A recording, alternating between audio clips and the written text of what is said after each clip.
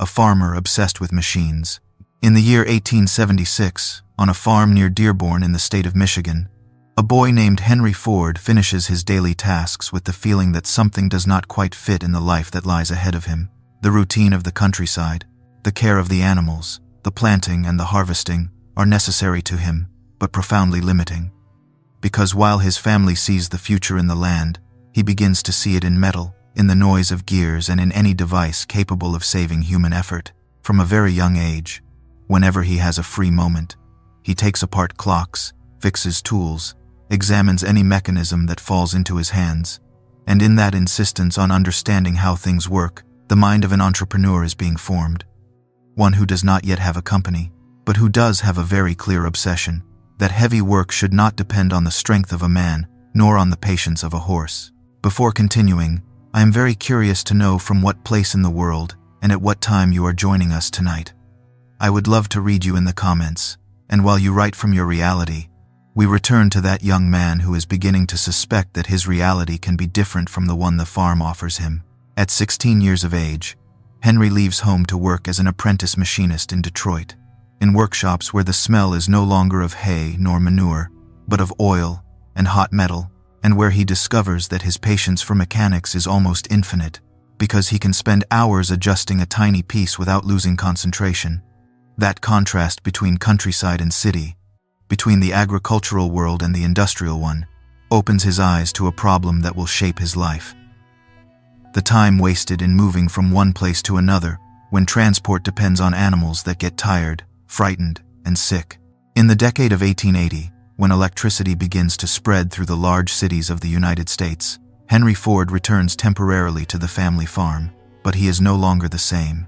He has learned enough about engines and machinery to feel that his place is not there, bent over the soil, but in some workshop where he can continue exploring that universe of pistons and connecting rods that has fascinated him since childhood. His family, however, expects him to settle down, to take charge of the responsibilities of the farm, to continue with the tradition, and that silent clash between what is expected of him and what he desires to do will become a constant source of tension. However, far from resigning himself, he uses every practical problem of daily life as an excuse to think of mechanical solutions, how to save steps, how to reduce effort, how to do more in less time. The turning point arrives when he secures a position as an engineer at the Edison Illuminating Company, the company of Thomas Edison dedicated to the generation and distribution of electricity, a symbol of technological progress at the end of the 19th century. That job is a gigantic leap for someone who has grown up among fields, because it gives him access to generators, engines, complex systems that require maintenance and continuous improvement, and also forces him to be available practically at any time of the day to solve breakdowns. The night shifts become his personal laboratory. While the machines run, he takes notes, draws sketches, and thinks about the next step. A step that is increasingly clear in his mind, a self-propelled vehicle, without horses, capable of moving when the driver decides and not when the animal allows it. In those years, the idea of a horseless vehicle is not entirely new, but it still sounds extravagant to most people. There are experiments with steam engines and the first internal combustion engines. However, the technology still seems fragile, unreliable, and too expensive. Henry Ford, on the other hand, sees in those inventions the tip of the iceberg of a much deeper transformation. If a sufficiently simple and resistant engine can be achieved, transportation will cease to be a privilege of a few and will become something accessible to the common citizen, and that possibility obsesses him to the point of dedicating almost all his free time to building his own prototype. At first, he does it in secret, aware that many colleagues would see it as an eccentricity, and also because in his environment there is no shortage of voices that consider it madness to devote himself to something so uncertain when he has a stable job. While other engineers at Edison focus on keeping the electrical grid running, he divides himself between his official responsibilities and his personal project, working until the early hours of the morning in a small improvised workshop, buying parts, adapting others, reusing materials from wherever he can. That precarious balance between the job that feeds him and the dream that keeps him awake begins to turn him into a peculiar figure. An employee valued for his technical competence, but known also for his almost obsessive dedication to that horseless carriage, that some observe with curiosity and others with condescension. For Henry, however, it is not a technological whim, but a response to everything he lived on the farm, to the time lost taking products to market, to the limitations of living tied to the rhythm of animals. When he finally manages to start his first quadricycle, a light vehicle with 4 bicycle wheels and a simple engine, he is not inaugurating a great company nor changing the history of transportation in a single gesture, but he is crossing a decisive personal frontier. He has proven that he can transform an insistent idea into something that moves before his eyes. That moment, although domestic and almost intimate, confirms his conviction that the future of transportation will not depend on improving carts, but on replacing them completely, and from there, each partial success feeds a confidence that will allow him to face what comes next. The scene of that first trip through the streets of Detroit, among neighbors who step aside in surprise and children who run after the strange vehicle, summarizes well the contrast between the old and the new, between a world that resists change and another that begins to start with the blows of a piston. At the same time, that first experience as an inventor with something tangible reveals to him his own limitations. He does not have enough capital. He does not yet master the organization of mass production. He does not know how to convince investors and customers that that device can be more than a curiosity. That awareness of what he does not know, far from discouraging him, awakens a new facet in him, that of the entrepreneur who must learn to navigate among men of money, contracts, partnerships, and promises of profitability, a world very different from the farm and the machine workshop. It becomes clear that technology alone will not be enough. It will be necessary to build a business model, convince others, assume risks, and accept that the path will be full of costly mistakes. In this first chapter of his life, the combination that will define his entire trajectory already appears. A pragmatic view of everyday problems, an almost monastic obsession with efficiency, and a constant discomfort with the idea of settling for what exists. Because for Henry Ford, reality is always a prototype that can be improved. From this foundation, from this young man who leaves the countryside, trains as a mechanic, enters the heart of the electrical system of his time, and locks himself away at night to build an impossible vehicle, the next phase of the story begins. The one in which he will have to take his passion for machines to a much more complex terrain, where ideas mix with partners, contracts, investments, and decisions that, before leading him to success, will make him stumble again and again. Failures, partners, and impossible cars.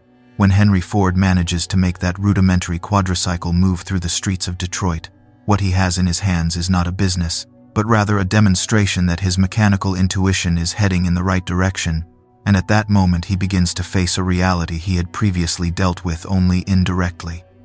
For his ideas to become something more than nighttime experiments, he needs money, he needs partners, he needs to enter the world of formal meetings, of figures, of profitability, expectations, a world in which bolts weigh less than projections, and in which every technical decision is conditioned by the capital someone is willing to risk.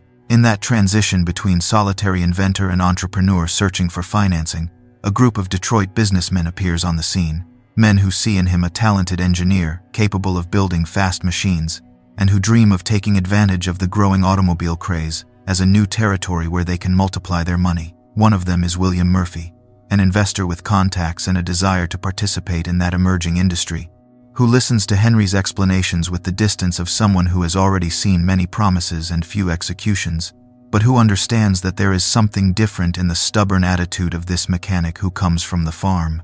From that relationship, the classic structure of many entrepreneurship stories begins to take shape.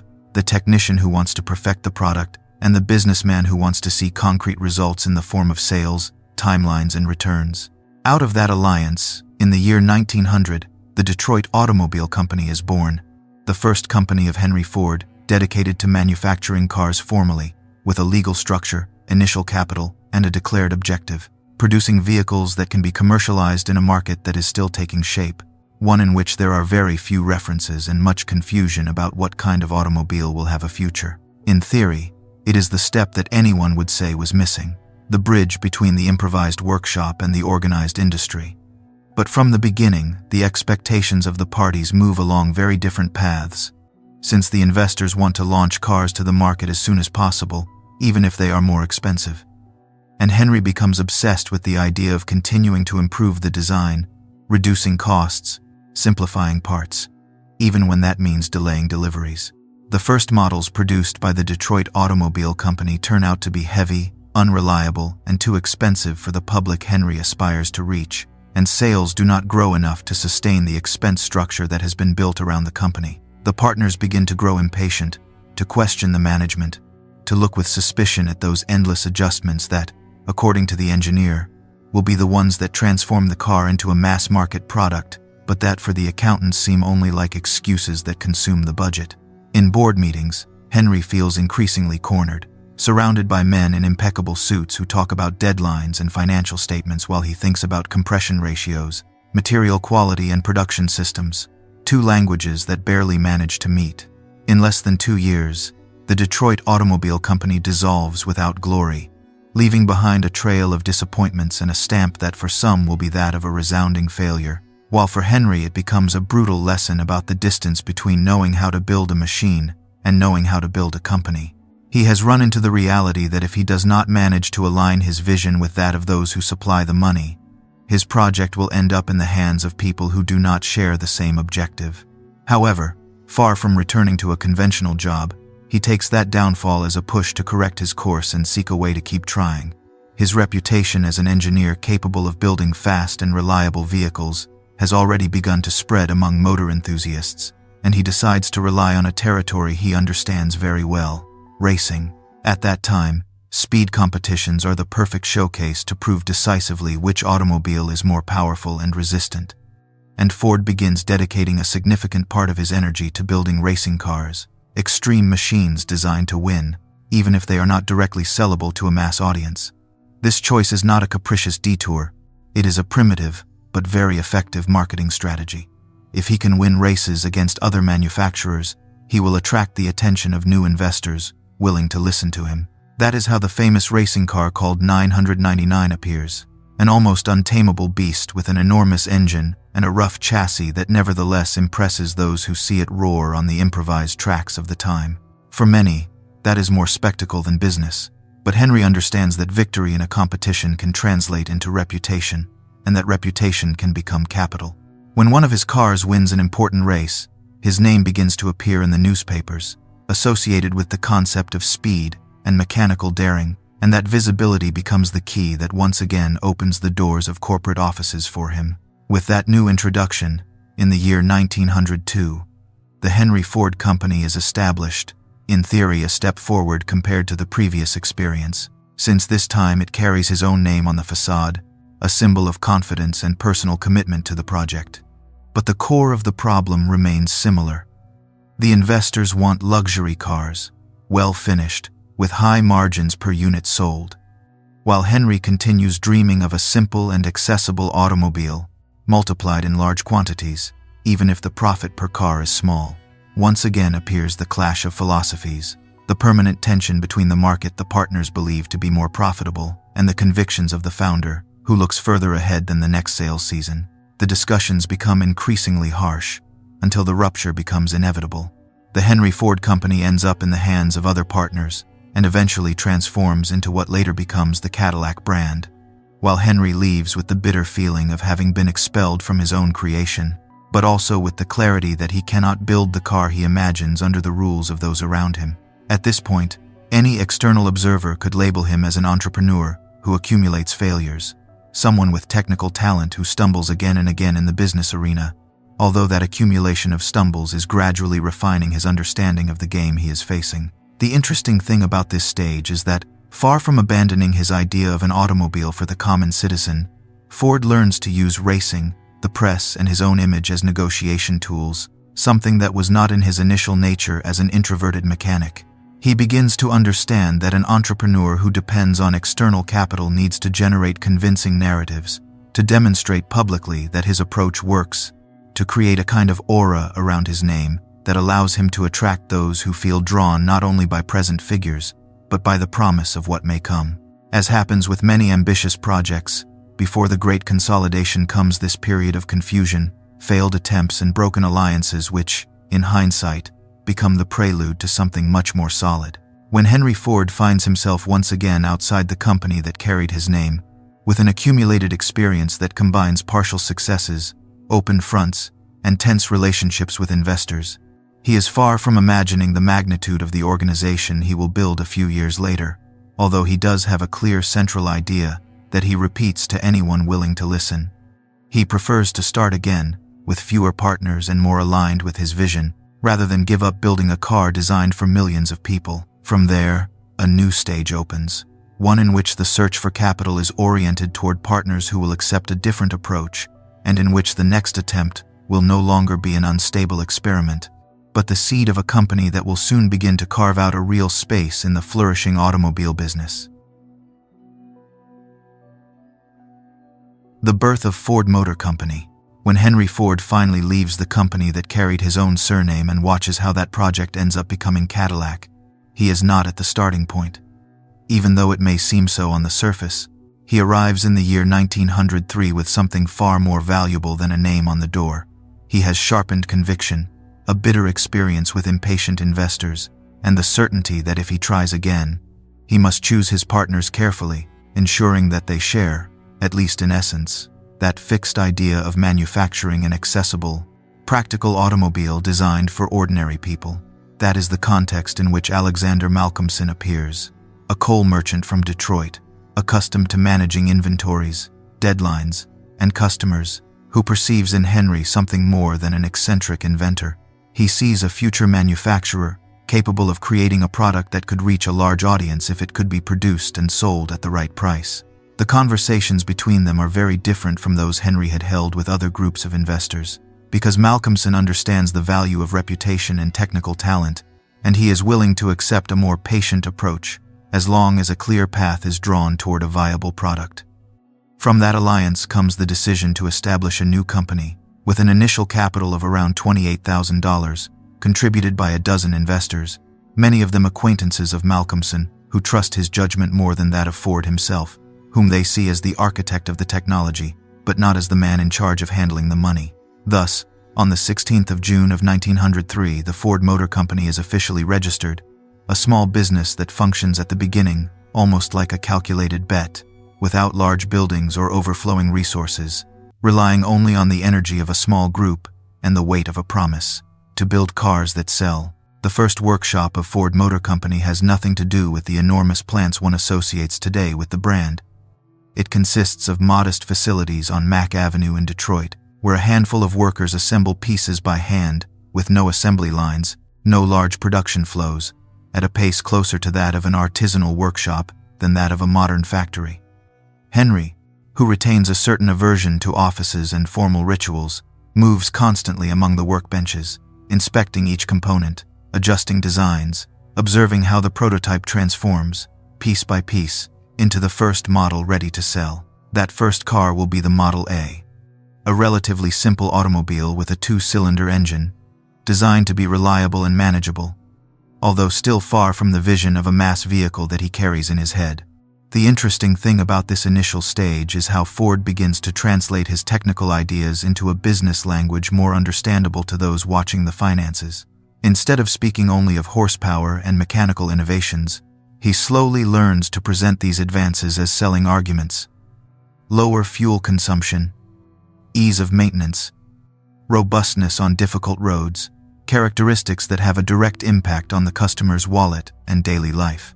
Meanwhile, Malcolmson takes on the role of intermediary with distributors and dealerships, working to position Ford's cars in a market that still does not quite know how to fit the automobile into everyday life, but which is beginning to feel the attraction of that novelty that allows people to travel without relying on horses. The first units of the Model A sell faster than some skeptics had predicted, and that offers breathing room to the company's accounts.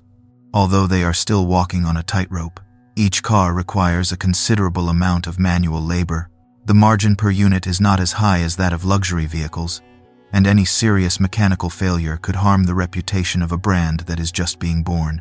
Under those conditions, Henry is extremely careful with quality, which sometimes creates friction with those who would prefer to accelerate production to take advantage of growing demand. But the experience of his earlier failures weighs enough for him to insist that product consistency is the foundation of any future expansion. As the months pass, Ford Motor Company begins to introduce new variants, models B, C, and F, slightly higher end or with specific improvements aimed at attracting customers with greater purchasing power. And there one can see the constant tension between the idea of a car for the masses and the immediate need to generate profits with vehicles that leave more money per unit sold. Although the company appears to diversify, a very specific image remains at the center of Henry's mind: a single model, well-designed, produced in large quantities, and offered at a price so low that it changes the scale of the market. But he still does not have the resources or the organization necessary to take that leap. So he focuses on ensuring that the company survives and gains strength. Internally, tensions do not disappear by magic, they simply change form. Malcolmson, who has risked much of his reputation and capital, watches with concern the speed at which profits are reinvested in new equipment and developments, while Henry demands more control over product decisions and over the technical direction of the company. However, unlike what happened in his earlier ventures, here there is already a more favorable balance for Ford, because his name is beginning to be associated, in the press and in the public eye, with cars that actually circulate on the streets, and not only with prototypes or racing vehicles. That legitimacy, that recognition built step by step, becomes a silent weapon when negotiating influence within the board of directors. At the same time, Ford Motor Company begins to experiment with something that will be key to its future: more rational, repetitive, and organized work processes designed to reduce assembly time and therefore the cost of each car. This is not yet the famous moving assembly line, but it is an important shift in mindset, in which each automobile stops being seen as a unique piece and begins to be thought of in terms of sequences, of tasks that can be standardized and assigned consistently to workers. That search for efficiency, which for others could be merely a way to save costs, for Henry connects with his lifelong obsession: eliminating waste of time and effort, whether in the field, in a workshop, or in a growing factory. With the first profits come also strategic decisions that will shape the company's path, such as buying land and building larger facilities, steps that imply committing to a future vision in which the automobile will cease to be a curiosity and become a common tool of work and daily life. Betting on such expansion at a time when nothing guarantees that the market will stabilize requires a mix of boldness and stubbornness that, fortunately for him, Henry Ford has in abundance, and which he transmits, to some extent, to the group of people who accompany him in this process. By the end of the first decade of the 1900s, the company has already demonstrated that it can manufacture and sell thousands of cars per year, that there is a public willing to pay for its products, and that the combination of practical engineering and an orientation toward efficiency works better than the pursuit of ostentatious automobiles aimed at a few wealthy buyers, although that consolidation still does not fully satisfy the founder's aspirations. He continues to believe that the true revolution will arrive when the car ceases to be a status symbol and becomes a basic tool within reach of the average worker. That idea, which has been maturing in his mind for years, is about to find its definitive expression in a design that will simplify the components even further, reduce costs, and require rethinking entirely the manner of production. And it is precisely at that point in the journey that the history of Ford leaves the stage of survival and enters fully into that of large-scale industrial transformation. Inventing the car for everyone. In the middle of the first decade of 1900, when Ford Motor Company has already demonstrated that it can survive and sell thousands of automobiles each year, Henry Ford begins to feel uneasy with the variety of models that leave his workshops, because deep down he senses that this dispersion of efforts moves him away from his original obsession, which consists of concentrating the talent of the company on a single vehicle, so well conceived and so efficiently produced that it can multiply until it reaches corners of the country where no one expects to see a car parked in front of a wooden house. While the directors talk about ranges, segments, and customers with greater purchasing power, he mentally locks himself into an idea that becomes clearer to him every day: to simplify, to reduce, to standardize, and to create an automobile that is not a luxury, but a tool for work and for everyday life. With that purpose in mind, he organizes a small team within the company, made up of engineers and mechanics who share his vision, and he sets them a goal that, at that moment, sounds radical: to design a durable car, easy to handle, capable of enduring muddy roads and harsh climates, and that can be sold at a price low enough for a skilled worker to have a real possibility of purchasing it.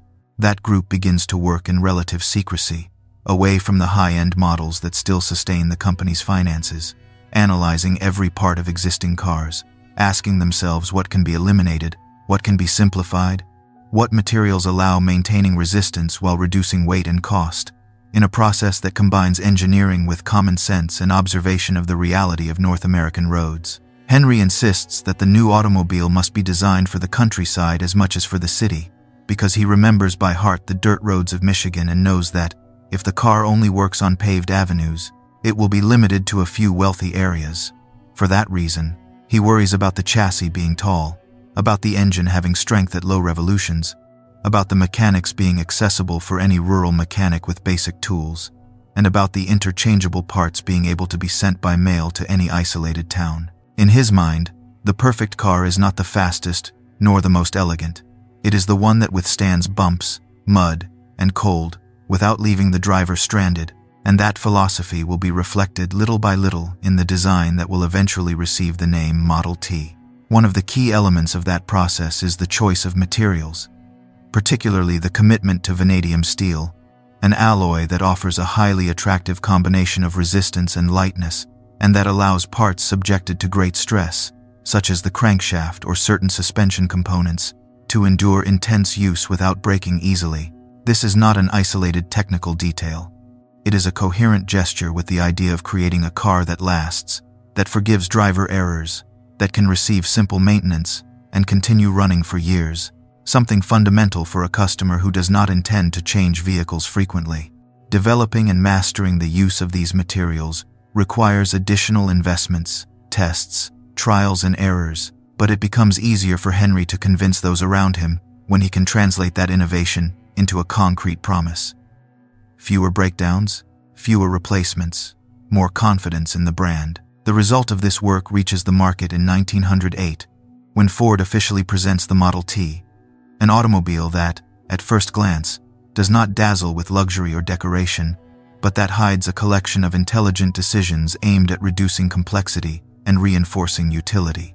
The four-cylinder inline engine delivers power that is sufficient for the demands of the era. The planetary transmission with pedals makes driving easier for people who have never operated a vehicle before, and the light structure, combined with the height of the chassis, allows it to face roads that still seem more appropriate for carts than for cars.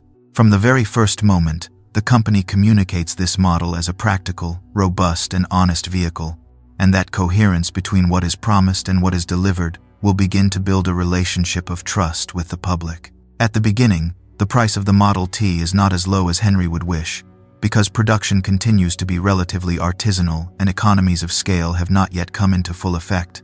But even in that initial stage, it is already more accessible than many competitors. As the years pass and Ford perfects its assembly processes, the cost per unit is reduced and the sale price gradually decreases, allowing more families to seriously consider the possibility of having their own automobile. This dynamic, which today seems natural in technological products, was then something disruptive. Instead of keeping the price high to capture large margins, the strategy is oriented toward selling many units, supported by increasingly efficient production. On the roads, the Model T begins to become a silent protagonist of the landscape, a car that one can find both in front of a store in a dusty town and in front of a factory in the city, and that begins to change habits and distances.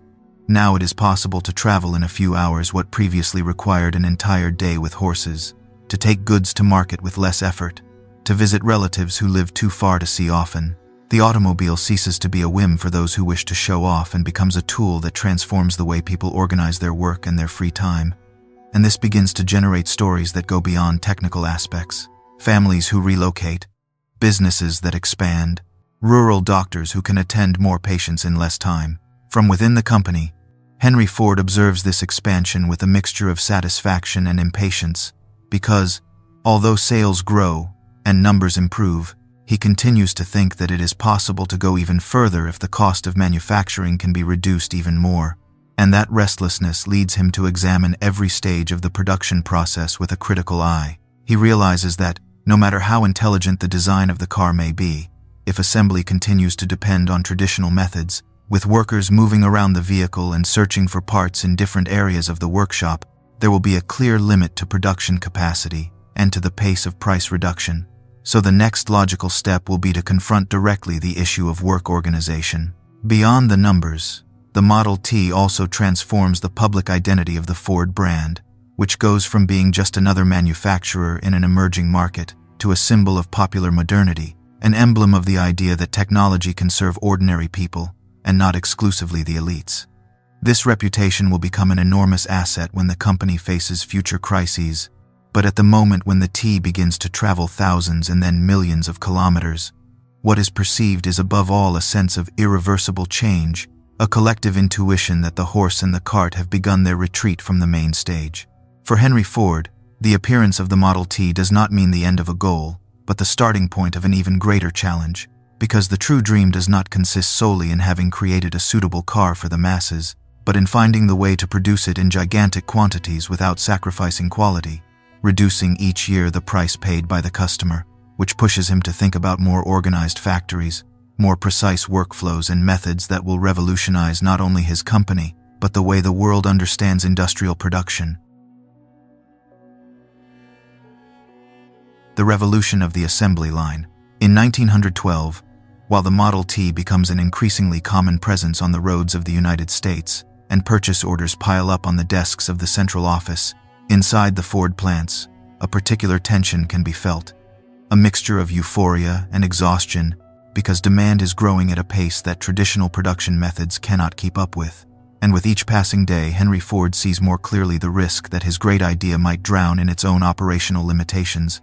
Since manufacturing a magnificently designed car is of little use if the factory moves forward like a cart loaded with problems, automobiles are still assembled in a rather artisanal manner. The chassis remains in a fixed place. Workers come and go with parts in their hands. Tools are shared. Idle times multiply. And all of that, seen through Ford's obsession with efficiency, amounts to watching money thrown on the floor in the form of minutes that no one knows how to use. This discomfort with the way work is organized does not arise from sudden illumination, but from years of observing, with the patience of a mechanic and the mind of an intuitive economist, how people move inside the workshop, how many steps they take, how many times they repeat unnecessary gestures, how many interruptions occur when a part or a tool is missing. And from all that apparent chaos, Henry extracts a very simple idea. If the automobile could move forward, if instead of the worker searching for the work, it was the work that came toward the worker, human energy would be concentrated in concrete and repeatable tasks. Assembly time would be reduced, and a much greater number of cars could be produced without skyrocketing costs. That logic, which today would seem obvious in any production chain, at that moment breaks with decades of habits rooted in workshops where each worker moves as he finds most comfortable. In search of inspiration and confirmation of his intuitions, Ford and some members of his team visit other industries that operate with continuous flows, such as slaughterhouses and food factories, where cattle hang from hooks that move along rails, and the parts are separated in an almost choreographed sequence. Each butcher focused on his cut, without having to push or drag anything, only waiting for the piece to arrive at the right height. It is a harsh image, even unpleasant, but in the eyes of a man obsessed with efficiency, it becomes a powerful metaphor. If the death of an animal can be organized with such precision, the birth of a product should be able to follow a similar discipline, so that the car receives components step by step until it becomes a complete vehicle that leaves at the end of the line. With that general idea in mind, Ford's engineers begin experimenting first with specific sections of the process, for example with the assembly of the magneto, a key part of the ignition system, which lends itself well to decomposition into elemental tasks. They place the workers in a sequence, adjust the distance between stations, test moving the parts on sliding tables, measure times, check for errors, and fine-tune the rhythm, until they manage to dramatically reduce the minutes needed to complete that set. Once it is demonstrated that the logic of flow works in one segment of production, they take the next step, applying the same principle to the assembly of the entire chassis, which requires rethinking the layout of the plant, drawing pathways, installing chains and rollers, and accepting that the factory will cease to look like a workshop and begin to resemble a gigantic organism articulated by belts that cross it. The day the first Model T chassis begins sliding slowly along the assembly line of the Highland Park plant in 1913, the atmosphere is a combination of curiosity, skepticism, and fear, because many workers sense that this novelty will change the nature of their trade. Some feel they are losing autonomy, that they are no longer artisans who know the entire car, and are instead becoming executors of a very limited gesture, repeated hundreds of times a day, while others appreciate the clarity of having a defined task without needing to run from one end of the workshop to the other. The company, for its part, watches the numbers closely, because what is at stake is enormous. If the system works, the assembly time per automobile will fall, the cost per unit will plummet, and the dream of producing cars for millions of people will cease being an ideal and become an accounting calculation. The results do not take long to appear and are overwhelming. The time required to assemble a Model T, which used to be measured in more than 12 hours of work per car, is progressively reduced until it approaches 1.5 hours. Thanks to the combination of constant movement of the chassis, task, specialization, tools always placed at the same distance from the worker's hand, and systematic elimination of unnecessary steps, each adjustment on the line, each reorganization of the order of assembly, each improvement in worker training squeezes out a few more minutes, and those minutes, multiplied by thousands of units, become an immense difference in total production capacity. What once required a much larger workforce and a disorderly physical effort is now achieved with a precise, almost hypnotic mechanical rhythm that transforms the factory into a symphony of repetitive movements. Of course, this new system has an evident human cost. The work becomes more monotonous, the margin for personal initiative narrows, the noise of chains and tools, combined with the demand to maintain the rhythm of the line, creates an intense atmosphere that few tolerate for years, and staff turnover becomes a real problem, as many employees discover that they cannot endure that type of workday, in which the clock seems to advance with each piece installed. However, from Henry Ford's perspective, the assembly line is the indispensable tool that allows him to fulfill the promise he has made to the market, explicitly or implicitly, that the automobile will cease to be the patrimony of a few and become something common, so he is willing to accept the initial unpopularity of a system he knows will yield visible benefits in the economy of thousands of families. As the line is perfected, the effect on the price of the Model T becomes impossible to ignore. The cost of production per unit is reduced so significantly that the company can lower the sale price without endangering its margins, and that reduction opens the doors of the automobile to increasingly broad segments of the population, from farmers with good harvest years to skilled workers who, with some disciplined saving, begin considering the purchase of their own car.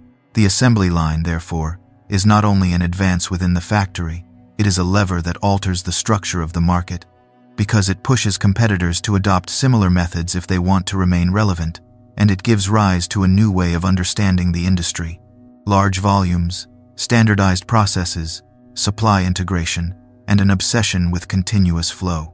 This organizational revolution turns Highland Park into a global symbol, a sort of laboratory of what mass production will be throughout the 20th century, to which delegations of engineers, entrepreneurs, and politicians from other countries travel to observe firsthand how an automobile advances from one end of the building like a naked skeleton and exits at the other as a vehicle ready to drive. The ideas that emerge from that plant will not remain only in the automobile sector.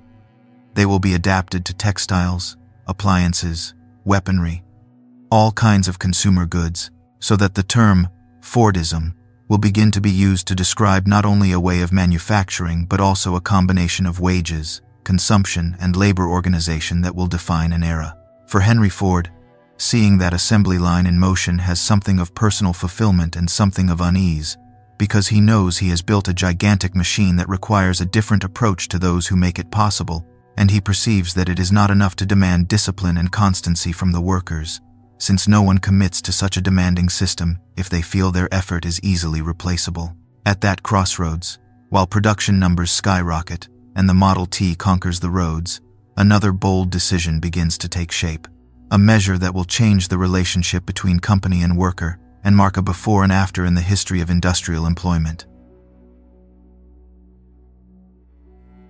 The $5 day and Fordism. In the early months of 1914, The Highland Park factory is a gigantic organism that breathes to the rhythm of the moving assembly line, expels Model T automobiles at a speed never before seen, and yet suffers from a problem that threatens to undermine all that progress.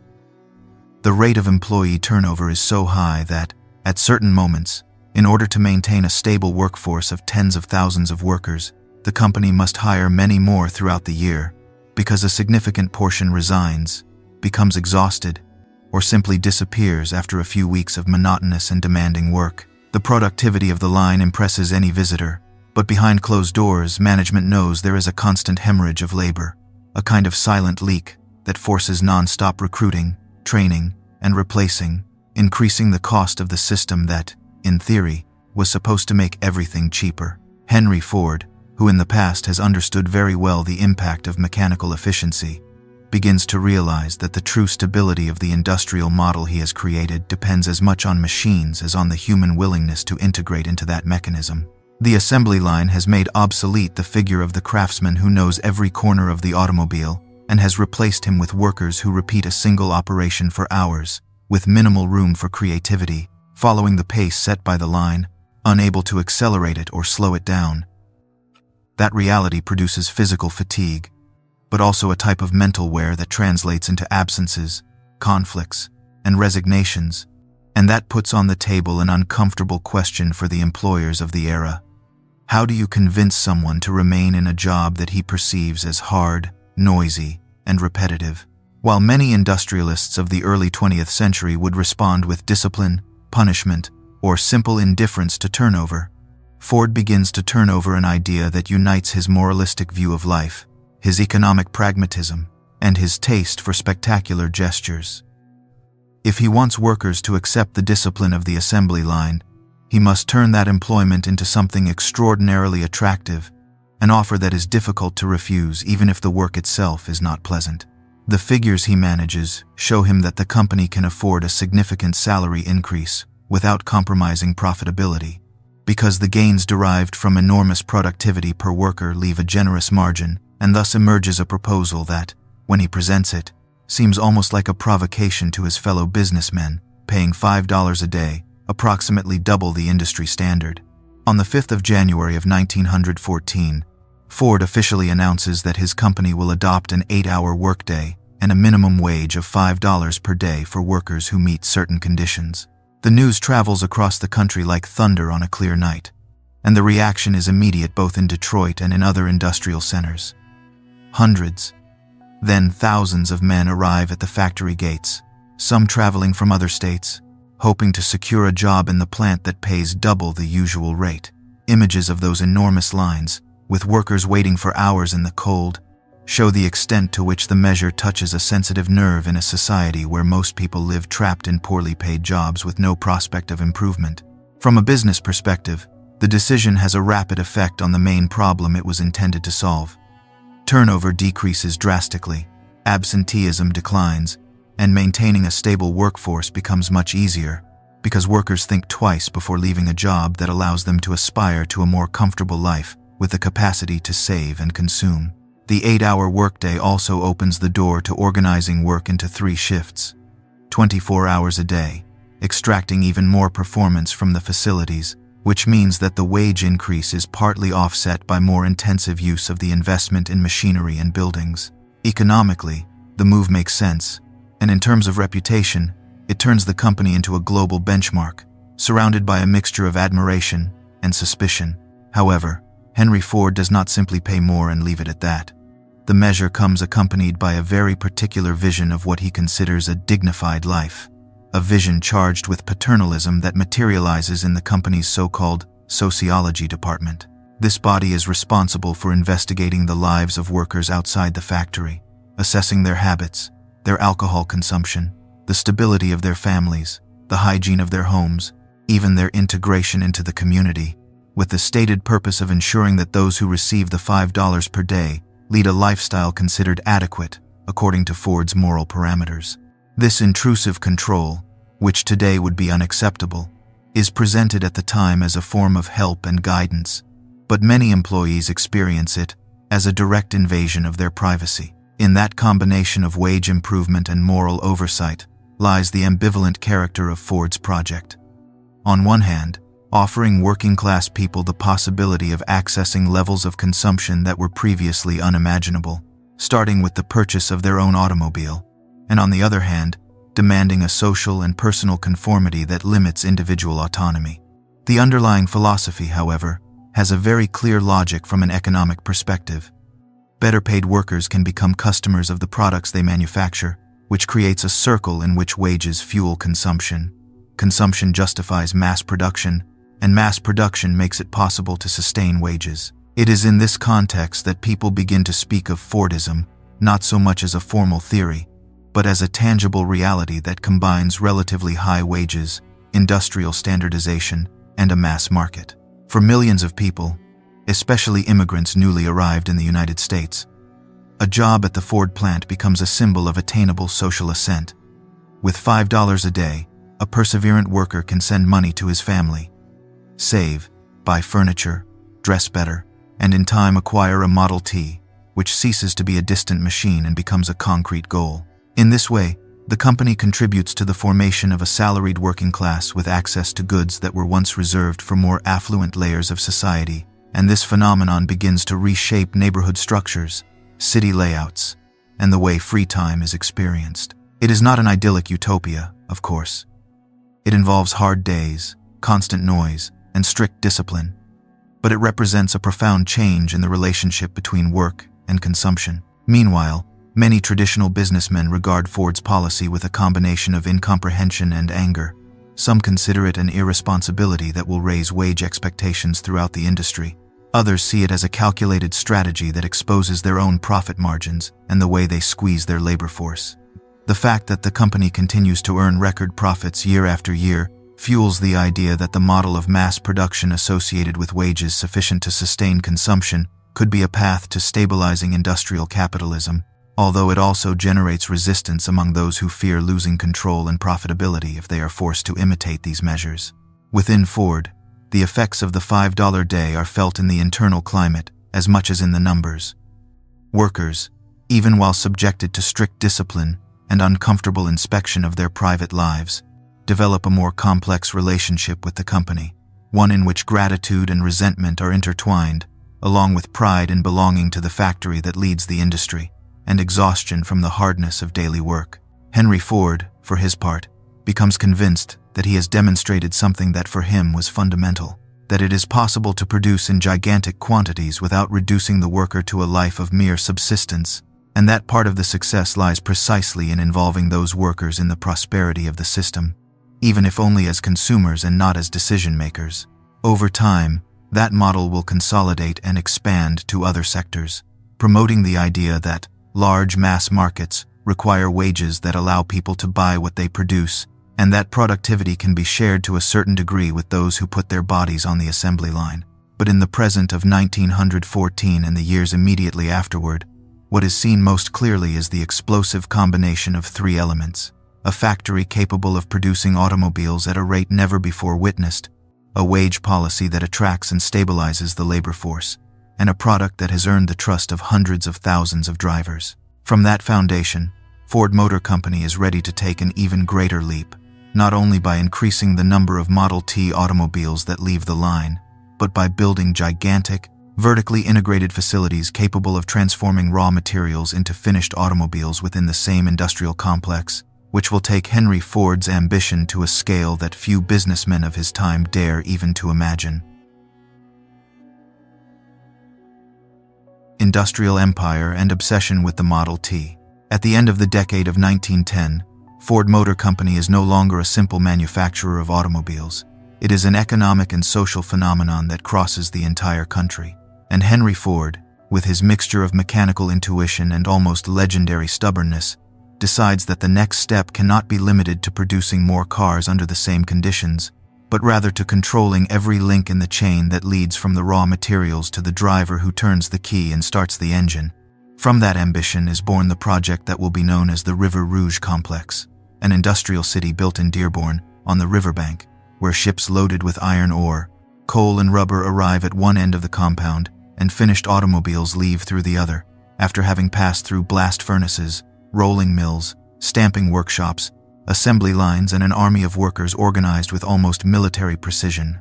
The Rouge, as it is called in a shortened manner, becomes the physical materialization of the idea of vertical integration that Henry has been turning over in his mind for years.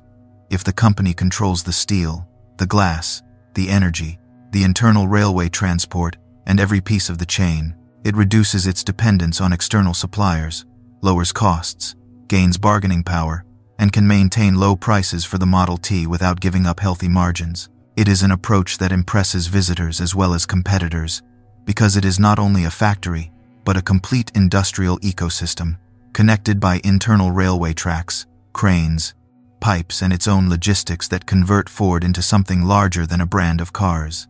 The magnitudes speak for themselves. Tens of thousands of people working in the same complex, furnaces burning day and night, trains entering and exiting in a continuous flow that feeds the assembly plants as if they were parts of a living organism.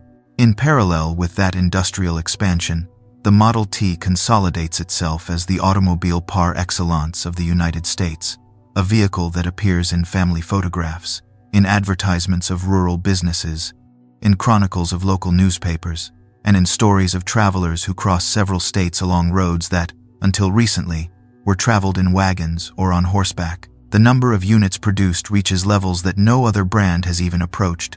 Millions of automobiles leaving the Highland Park and Rouge plants, feeding a network of dealerships and workshops that extends throughout the entire country, and that turns Ford into a synonym of accessible mobility. In a landscape where most private companies live in constant worry about the next recession, Henry's company seems to be riding a wave that moves only in one direction, upward. This expansion is not limited to the borders of the United States, because Ford begins to install assembly plants in other countries, taking advantage of the logic of sending packaged parts and assembling the cars near the destination markets, reducing tariffs and transportation costs. Factories appear in Canada, in different cities of Europe, in Latin America, and the Model T begins to circulate along dirt roads on other continents, adapting to climates, languages, and very different customs, but maintaining its essence as a robust car, with simple mechanics, that anyone with a bit of skill can keep running. In this way, Ford stops being only a symbol of United States ingenuity and transforms into a global brand before that word is used naturally in the language of business. Inside the company, the number that fascinates Henry the most is not the net profit but the number of cars produced per year, the speed at which the automobile goes from being a minority product to a central element of modern life. While the accountants focus on margins and dividends, he repeats that his objective is to put the world on wheels, and that ambition is expressed in decisions such as maintaining an aggressive pricing policy and sacrificing aesthetic refinements in favor of simplicity and standardization. From that comes the famous phrase attributed to him, the one that says that the customer can choose any color as long as it is black, a synthesis of his philosophy of mass production, where variety is perceived as an obstacle to efficiency, and uniformity, on the other hand, allows paint drying times to be shortened, materials to be purchased in large quantities, and the entire process to be simplified. However, the constant growth and the hegemony of the Model T begin to generate, almost without him noticing, a new form of risk, the risk of falling so deeply in love with a product that one stops listening to the signals of the market. While Ford continues betting on the same model and the same minimal palette of options, General Motors and other emerging competitors explore a different strategy. Based on offering cars of different brands and categories, with more colors, more body styles, interiors somewhat more comfortable, and, above all, a concept that Henry deeply despises, frequent model changes, with annual updates that introduce small novelties to encourage the consumer to replace a still useful automobile with a more modern one. For him, that logic sounds like frivolity, wastefulness, a lack of respect for engineering, because in his view a good automobile should last and fulfill its function without the need for constant makeovers. In internal meetings, some executives and, very particularly, his son Edsel, begin to point out that the public is changing, that there are customers willing to pay for a quieter car, for a closed body that protects them from the cold, for colors that reflect a bit of personal style, and that, if the company continues clinging to a single offering, it runs the risk of losing ground to more flexible competitors. Henry listens to these warnings with limited patience, convinced that the essence of his success lies precisely in not dispersing himself in aesthetic whims, nor giving in to passing fashions, and the generational difference becomes increasingly evident. For a man who has seen the industry born from nothing, and who has triumphed by betting on simplicity, the subtleties of marketing and design are perceived as distractions from what he considers the true mission, to produce reliable and inexpensive automobiles.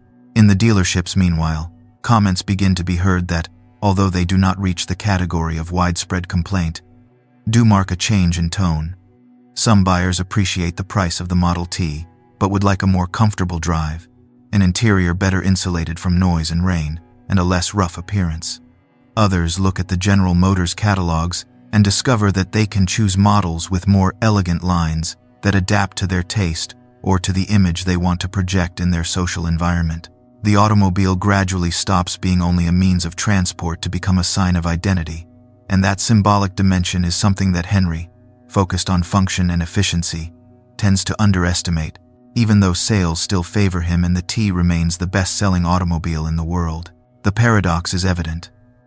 While the company reaches its maximum industrial power, with the Rouge complex functioning as a monumental machine capable of producing from steel ingots to finished engines within the same perimeter, the product that sustains that empire begins to show signs of aging in the face of new proposals from the competition, more flexible, more attentive to the changing tastes of a middle class that no longer settles only for moving from place to place, but wants to do so with a certain style and comfort. Ford finds itself, without fully realizing it, on the crest of a wave that may begin to break if the company does not adjust its course, and that tension between the solidity of the infrastructure and the rigidity of the catalog will be one of the great challenges of the following years. Edsel Ford, educated with artistic sensitivity, fond of design and less marked by the initial hardships of the entrepreneurial journey, tries to introduce gentle changes, proposes new models, suggests more elegant bodies, and surrounds himself with designers who understand the value of aesthetics in an increasingly sophisticated market. He collides again and again with his father's mentality, who sees in those initiatives a threat to the purity of the system that has taken him to the top. The relationship between them oscillates between admiration, affection, and open conflict, and that family dynamic ends up projecting itself onto the structure of the company, where there are executives aligned with the founder and others who see in Edsel the possibility of a necessary modernization. Even so, during a large part of the decade of 1920, the numbers remain sufficiently good so that many in the company prefer not to touch what apparently works, and the Model T continues leaving the assembly lines in impressive quantities, filling roads, farms, and cities, reinforcing the sensation that the world belongs to Ford, and that any criticism of the company's course is an excess of caution. But markets tend to punish those who become overly confident, and, little by little, the statistics begin to change. The share of sales no longer grows with the same joy. Consumers look at alternative options, and in the offices of Dearborn it becomes undeniable that the car that represented the revolution is beginning to fall behind in the face of a new generation of automobiles. At that point, the pride in what has been achieved and the resistance to abandoning a model that has given so much become the center of a complex crossroads, where the decision to persist or to change is no longer only a technical matter, but a debate about identity, legacy, and future, one that will force Henry Ford and his team to confront the possibility of stopping for the first time the machine that seemed unstoppable and rethinking from scratch what the next step of the brand should be.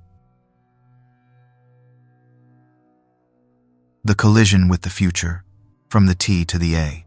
In the early years of the decade of 1920, Ford experiences a kind of hangover from success, a misleading sense of stability in which the figures continue to be impressive.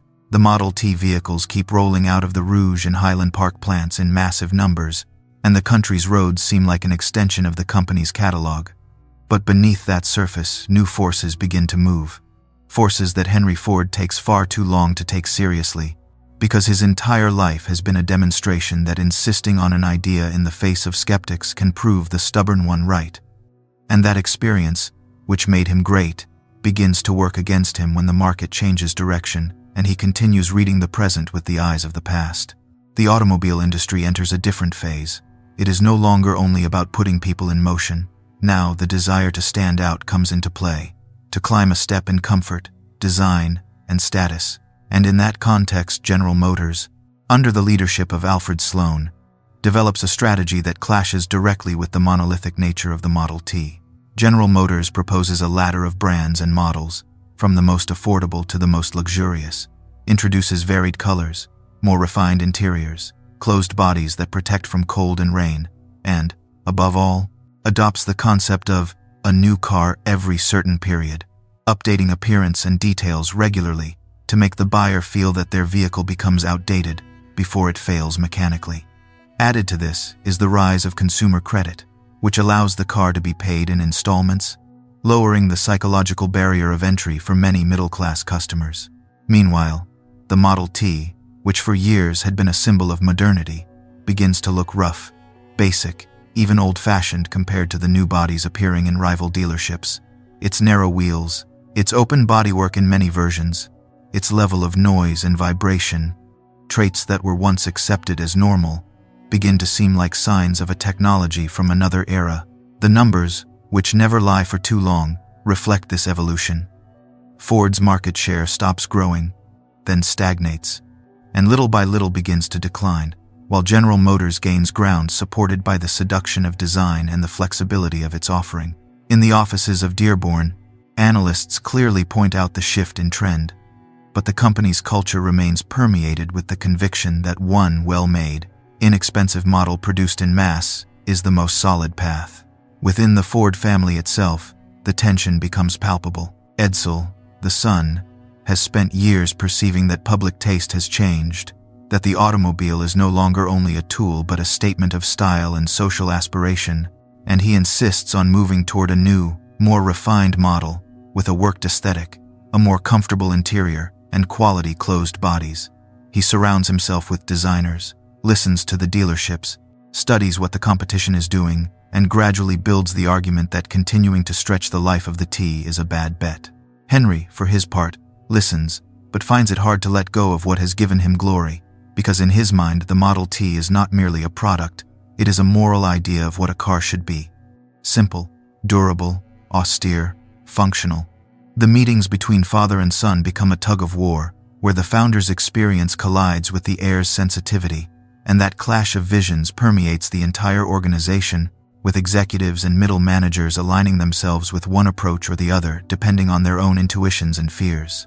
Many still see in Henry the genius who led them from nothing to the top, and it seems almost sacrilegious to them to consider abandoning the car that motorized the country, while others, more attentive to market changes and to the signals from the sales network, agree with Edsel that delaying the decision will only make the blow harder when reality imposes itself. Dealerships begin to complain about having to sell a product that is increasingly difficult to defend against the shiny catalogs of the competition, and that pressure slowly seeps into the leadership.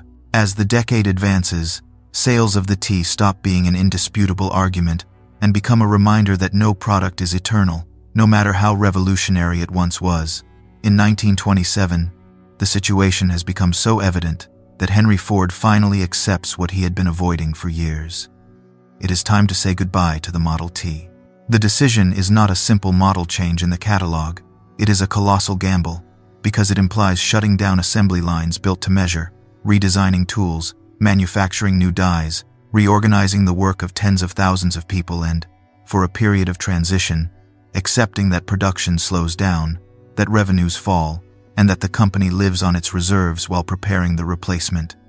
It is, in business terms, the equivalent of stopping a moving train to change its engine without derailing it. The announcement that production of the T is stopping carries a strong emotional component inside and outside the company. Millions of people have learned to drive in that car, have lived important trips, have done business, have taken their children to school, and have taken for granted that the Ford that has always been there would remain like a piece of furniture of modern life. In the plant, workers who for years have repeated the same gestures to the rhythm of the assembly line see how the familiar chassis stops advancing, and new equipment, new tools, and new control instruments begin to be installed. Newspapers dedicate articles to this end of an era, and some wonder whether Ford will be capable of reinventing itself, or whether it will remain tied to the nostalgia of its great initial success. While the lines are dismantled and prepared for the new model, a small team works intensely on the design of what will be the successor to the T, the Ford Model A. Edsel assumes a central role in this project, driving an approach much more attentive to style, comfort, and customer perception, without abandoning the productive efficiency that has characterized the company. The new car will have a more modern 4-cylinder engine, improved brakes, a more robust chassis, and, above all, attractive bodies with a visual language that incorporates trends of the era, discrete chrome details, varied colors, and more harmonious lines that leave behind the almost agricultural harshness of the T. Special attention is paid to the interior, more comfortable seats, more careful finishes, a sense of a well-crafted product, aligned with a buyer who has learned to value those details. The launch of the Model A is prepared as a national event, with marketing campaigns that combine Ford's reputation with the promise of a new stage. And when it is finally presented to the public, at the end of 1927, the initial responses show that the bet has been correct. Crowds approach dealerships to see it up close. Order lists grow. The press highlights the modernity of the design and the sense that the company has at last stepped out of the long shadow of the T. In the first months, sales of the A function as an injection of morale for the organization, which confirms that the capacity for mass production can be applied to a more contemporary automobile without losing the industrial soul that made it famous. From an entrepreneurial perspective, this episode of transition contains a lesson as hard as it is valuable. The same pride that drives a founder to challenge dominant beliefs can become, over time, a blindfold that prevents him from seeing when his own product has fallen out of sync with the public. Learning to let go of a winning formula, to kill the hero of the house and bet on a new proposal, requires a dose of humility that is often scarce among great achievers. In the case of Ford, the presence of Edsel and of a younger generation acted as a catalyst for that change, even at the cost of family tensions and moments of extreme uncertainty. With the Model A on the street and the factories once again at full capacity, the company enters a phase of relative calm, at least in appearance. It has managed to correct its product direction, has regained dynamism in the face of its competitors, and has demonstrated it is not condemned to live off the memory of the T. However, the global economic context is about to take a brutal turn because the years of euphoria of the decade of 1920 hide imbalances that will explode dramatically, dragging down the automobile industry and, of course, putting Ford's capacity for resistance to the test in an environment of profound crisis. Between the Great Depression and the war, when the stock market crash shakes Wall Street in 1929, the sound of the machines in the Ford factories still keeps an energetic rhythm, but within a matter of months the music of the economy of the United States changes tone, and the optimistic melody of the 1920s turns into a heavy march filled with uncomfortable silences, business closures, and families who begin to make calculations that no longer add up. The automobile industry, which had been a symbol of prosperity and modernity, feels the impact fully, because buying a new car quickly goes from being an attainable dream to becoming a luxury that is difficult to justify when employment is faltering. In that atmosphere, sales fall, dealerships accumulate inventory, and the plants, enormous as they are, can no longer be justified solely with speeches about efficiency if there are not enough customers willing to open their wallets. Ford, which has built an empire on the basis of high volumes and contained prices, suffers especially when demand contracts, and the logic of mass production shows its harshest face. Fixed costs do not disappear. The machinery is still there. Complexes like the Rouge need constant movement to make sense, and when the lines slow down, each automobile carries on itself a heavier portion of all those expenses. The company responds with cuts, temporary shutdowns, and workforce adjustments, and in the working-class neighborhoods of Detroit, the consequences are felt immediately. Families who depended on the factory salary see their working hours reduced or receive a dismissal letter, and the image of Ford as a motor of social mobility becomes mixed with the raw reality of a crisis in which no one seems to be safe. In the middle of that scenario, labor relations inside the company become more tense than ever, because the working conditions on the assembly line, which in times of prosperity at least came with stability and a decent wage, now feel like an immense burden when the expectation of continuity weakens. Workers begin to organize, the automobile unions gain strength, and the idea that a company of that magnitude must recognize the right of employees to negotiate collectively their salaries and working conditions becomes a banner that travels through the workshops, the streets, and the workers' assemblies. The United Auto Workers, the union that brings together workers of the sector, directs its attention toward the Ford plants, knowing that if it manages to enter there, it will have taken a huge step in the history of the labor movement of the United States. Henry Ford, however, clings to an almost paternalistic and authoritarian vision of the relationship with his employees. He is convinced that unions are a destructive influence, that they introduce conflicts where there had once been loyalty, and that he has already demonstrated his goodwill toward workers with measures like the famous $5 a day wage, so he firmly refuses to recognize them. To monitor and control the internal situation, he delegates part of his power to Harry Bennett, a former boxer, tough and pragmatic, who leads the so-called Services Department, a kind of combination of private security, internal intelligence, and strike-breaking group that is in charge of maintaining order in the plants, as well as intimidating those who flirt with the idea of organizing themselves unionically. With that structure, Ford intends to contain any attempt at unionization through a mixture of surveillance, rewards for the loyal, and punishment for the defiant.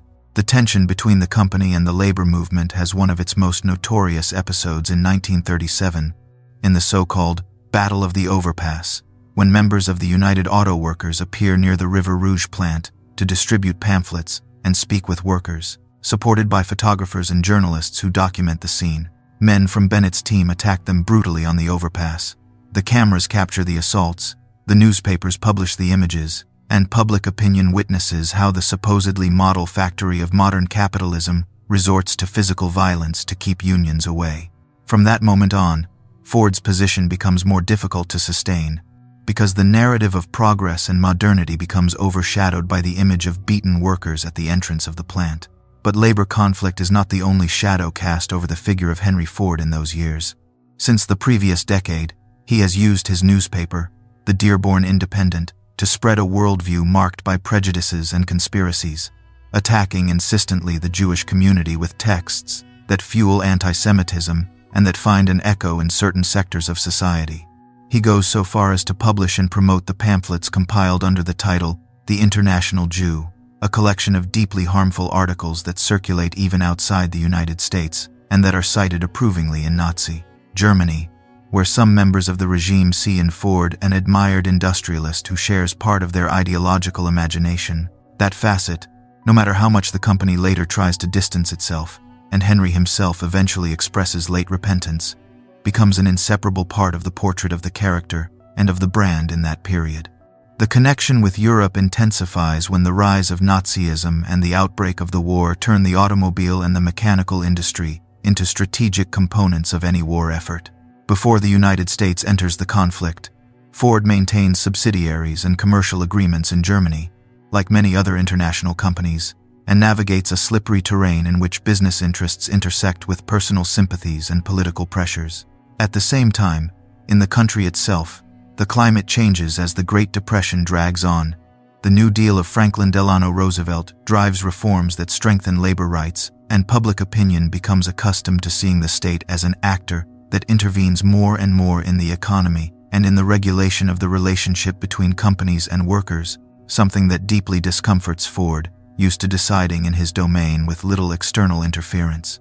At the heart of the company, the figure of Edsel Ford finds himself trapped between an aging father, distrustful and increasingly rigid, and an economic and social environment that demands rapid and profound adaptations. Edsel pushes, as much as he can, toward a more conciliatory line with the workers, seeks to modernize the design of the cars, and tries to maintain a more moderate public image, but his authority is limited by the weight of the founder and by the presence of men like Bennett, who exercise considerable influence in the day-to-day life of the organization. This tension, joined with the constant pressure of directing a gigantic company in the middle of economic crises, labor conflicts, and political controversies, ends up taking a toll on his health. In 1943, Edsel dies at barely 45 years of age, victim of stomach cancer aggravated, according to many contemporaries, by the stress and emotional wear to which he had been subjected for years. His death leaves the company plunged into profound uncertainty, because the person who was supposed to embody the generational transition is no longer there. And Henry, over 80 years old, finds himself pushed to formally take back the reins of an organization that has become too complex even for a man of his energy. Federal authorities, worried about the proper functioning of a company that is key for the productive effort of the country, even consider whether it is advisable for the old founder to remain in charge, and in internal circles people speak openly about the need for new leadership. Meanwhile, the world slides toward total war. Europe burns, Asia is engulfed in brutal conflicts, and the Japanese attack on Pearl Harbor in 1941 forces the United States to commit fully to the war effort. For a company like Ford, with gigantic facilities, experience in mass production, and access to industrial resources of the highest level, that context means a radical reorientation of priorities. If for decades the objective had been to manufacture civilian automobiles at increasingly low prices, now the entire economy reorganizes to produce airplanes, trucks, engines, and vehicles that feed the war machine, and the same assembly lines that once produced Model T and Model A must adapt to assemble bombers, jeeps, and military equipment in quantities never seen before. From that turning point onward, the history of Ford will enter a stage in which the spotlight shifts from internal conflict and the personal shadows of its founder toward the role of the company in the gigantic industrial effort that transformed the factories of the United States into true arsenals at the service of a global conflict.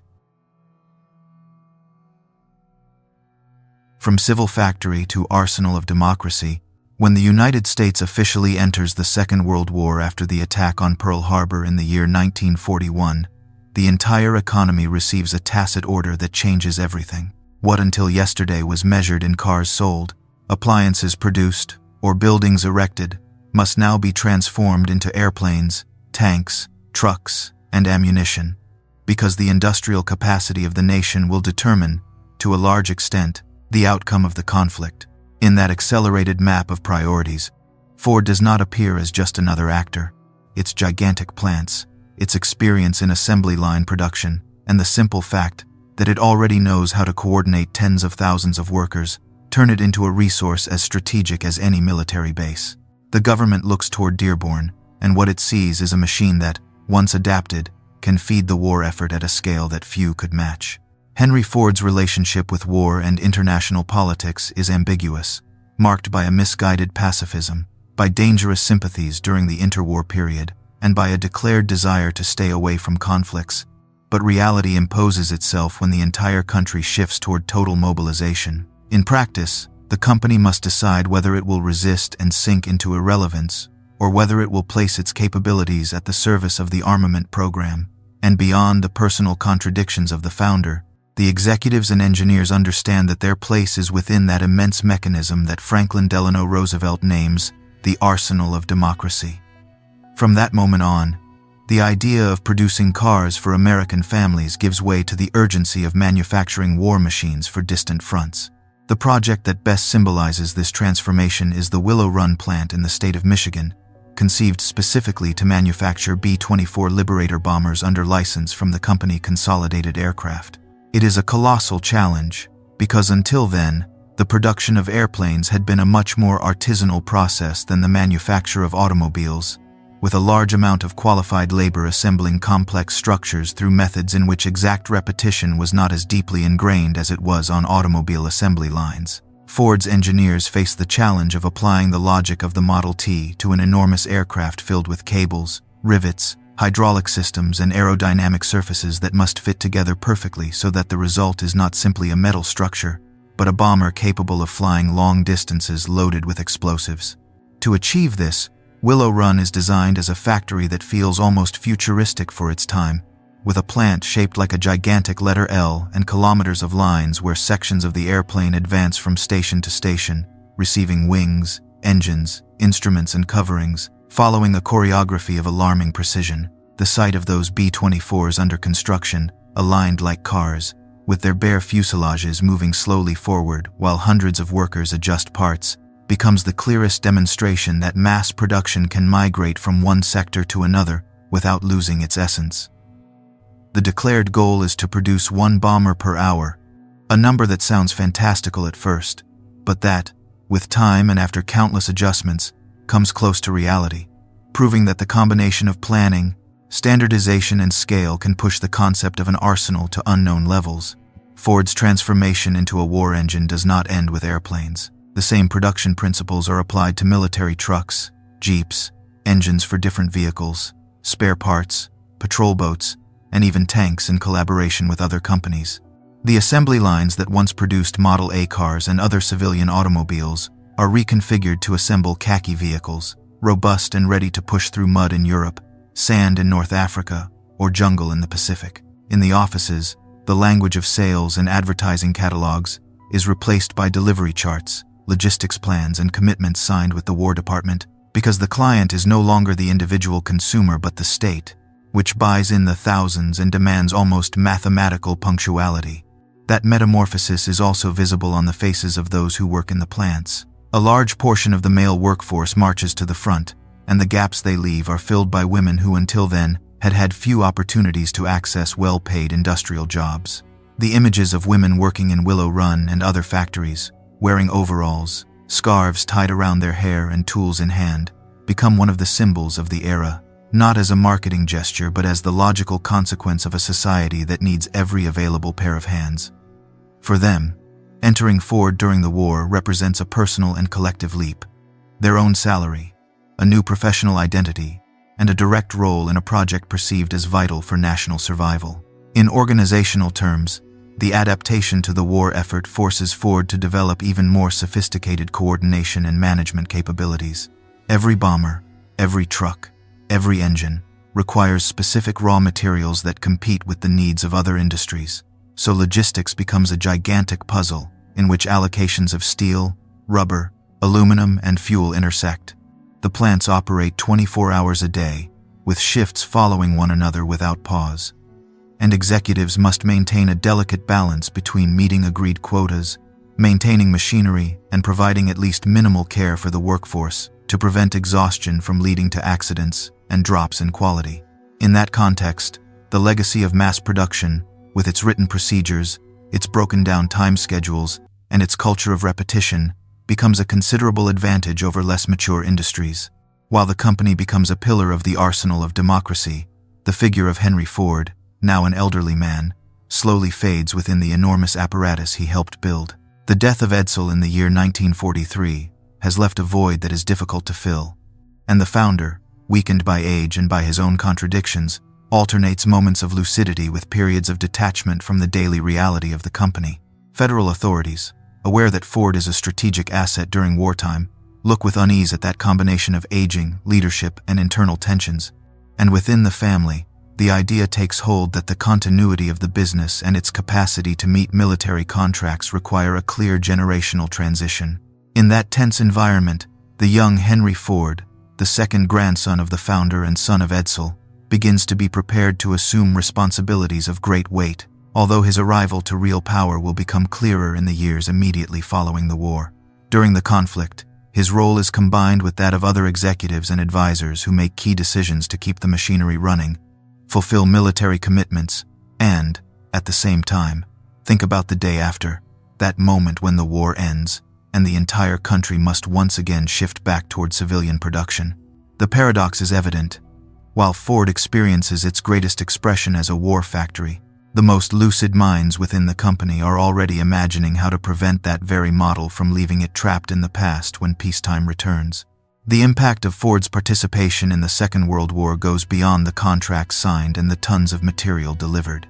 The company emerges from the conflict with accumulated experience in coordinating gigantic programs, in working with the federal government, in managing global supply chains, and in the accelerated adaptation of its plants to completely different products. At the same time, society's perception is strengthened that big industrial capital, when aligned with public objectives, can play a decisive role in moments of crisis, and that understanding will later influence discussions about the role of large corporations in the economic life of the country. When the air raid sirens begin to fall silent and the world moves, bearing deep scars, toward a new international order, Ford faces a dilemma very different from that of the years 1941 and 1942. It must learn to transform all that war-oriented productive energy into an attractive offer for millions of consumers returning from the front, forming families, buying houses, and dreaming of a car in the garage of a quiet suburb. That transition, from bombers and military trucks to shiny sedans and work pickups, will demand a new management mentality and a profound modernization of the corporate culture, tasks that will fall to the young heir who is about to take the helm of the company. Henry Ford, the Second and Corporate Modernization. When the Second World War ends and the United States tries to readjust to life in peacetime, Ford's numbers would impress anyone who looked only at the surface. Gigantic plants, tens of thousands of employees, a brand recognized all over the planet, and a recent history of decisive participation in the war effort. However, inside, the company seems like an old engine that has worked for years through brute force and is now making strange noises, consuming more than it should, and threatening to seize at any moment if no one dares to dismantle it piece by piece. The founder is elderly and often disconnected from daily reality. The natural heir has died, the accounting is opaque, the command structure responds to personal loyalties and not professional criteria, and relations with the unions are tense to the limit. Just when the entire country is entering a new economic cycle marked by mass consumption, suburban life, and fierce competition in the automobile market. In that context, Henry Ford II returns from the Navy, barely past his early 20s, carrying a mixture of symbolic weight and lack of experience that, at first, generates doubts on all fronts, because his surname opens doors but his resume is still blank beyond the military uniform. Even so, the board of directors, the family itself, and federal authorities understand that leaving the fate of such a large company in the hands of a weakened founder is reckless, so they push for a succession that becomes official in 1945. When the young Henry assumes the presidency of the company, he does not receive a gift. He receives a gigantic puzzle. He must honor his grandfather's legacy, maintain the loyalty of a workforce that venerates the past, guide the transition toward civilian products, and at the same time rebuild from within a management system that has become outdated for the new times. From the very first moment, the new president realizes that it is not enough to change the name on the business cards and continue functioning as before, so he makes a decision that will define his entire tenure, surrounding himself with people who think differently, even if that unsettles the old guard. He calls a group of young analysts who had gained experience during the Second World War by managing statistics and logistics in the air forces, experts in numbers and control systems who have learned to coordinate gigantic resources using charts, ratios, and quantitative models. The press ends up calling them the whiz kids, the prodigy boys, and among them stands out a name that would later become famous for other reasons, Robert McNamara. For the traditional environment of Dearborn, accustomed to decisions made through intuition, hierarchy, and personal affinity, this arrival of people who come not from the assembly line nor from the family clan represents a silent revolution. The task these new executives assume has little glamour for catalogs, but it is vital for any company that aspires to survive beyond the charisma of its founder. Establishing serious accounting systems, implementing budgets by divisions, creating mechanisms for medium-term planning, and above all, building a structure in which managers are accountable with data and not only speeches. They revise balance sheets that previously seemed like sealed boxes, uncover losses hidden behind inefficient plants, compare business units that until then had been almost independent fiefs, and begin making unpleasant decisions about which projects to continue and which to cut. During this process, Henry Ford II understands that his role is not to imitate his grandfather's gestures, but to transform a family fief into a modern corporation capable of functioning with clear rules even when he is not present. One of the most powerful symbolic moves of that stage is the dismantling of Harry Bennett's power and his so-called service department, that sort of internal security apparatus that had embodied the most intimidating side of the old Henry's management style, mixing labor control, repression, and personal loyalties. Removing Bennett from the company and dismantling his network of influence sends a clear message to workers, unions, and executives. A cycle in which problems were solved through blows and threats has ended, and the time has come to redirect the relationship with the workforce toward a more professional negotiation logic, in line with agreements already signed in other major automakers. The understanding with the United Auto Workers, which had been a taboo, begins to be seen as a practical necessity if the company wants stability in an environment where the labor movement has legal and social backing. While the management team reorganizes the house from within, the plants live through another complex transition, moving from manufacturing bombers, military trucks, and war equipment, to once again producing automobiles for families who dream of having a new car parked at the entrance of their new home in the suburbs. This reconversion is not a simple switch of parts. It involves readjusting suppliers, redesigning production lines, reactivating the dealer network, planning commercial campaigns, and above all, thinking about what kind of vehicles fit into the post-war United States, a country with returning soldiers, expanding highways, and a forming middle class eager to leave behind the rationing and austerity of the conflict. General Motors enters this stage strong, well-organized, and with an attractive product line. So Ford needs to recover ground quickly. In that race to define the catalog of the new era, the company chooses to reinforce its identity across several layers. On one hand is the Ford brand, responsible for offering accessible, robust cars suitable for the average family that needs a reliable sedan for daily use. On the other hand, more care is devoted to the Mercury and Lincoln divisions, oriented toward segments where customers value design details, extra power, and a certain sense of distinction. Within that effort, the Lincoln Continental emerges as an icon of American luxury automobiles, with elegant lines, balanced proportions, and an air of sophistication that reflects the taste Edsel had demonstrated in life. Its presence in films, celebrity photographs, and official events helps reposition Ford as a company capable of producing not only utilitarian vehicles, but also prestigious pieces. At the same time, Henry Ford II understands that the foundation of the business cannot rely solely on family sedans and representation models, and he pays special attention to a category that with time would become a true gold mine: the F-Series trucks. The first generation of F-Series appears in the late 1940s as an evolution of the work vehicles that had been produced before, but with a more modern conception, more comfort and adaptability for agricultural, commercial, and even personal needs. That approach to the truck as a versatile tool, useful for carrying materials but also for daily use, connects very well with a country expanding toward the suburbs, building, remodeling, transporting, and blending work with daily life in the same vehicle. Over time, that line would become one of the best-selling in history, and the foundations of that dominance are planted in this stage. Modernization does not stop with products and finances. It also reaches the way the company communicates with the world. Advertising begins to reflect the post-war imagination, with smiling families, open highways, clean cities, and an automobile that is not just a means of transportation, but appears as a symbol of freedom, personal achievement, and belonging to the American dream. Ford invests in market studies that allow a better understanding of what consumers perceive, what they value, what they fear.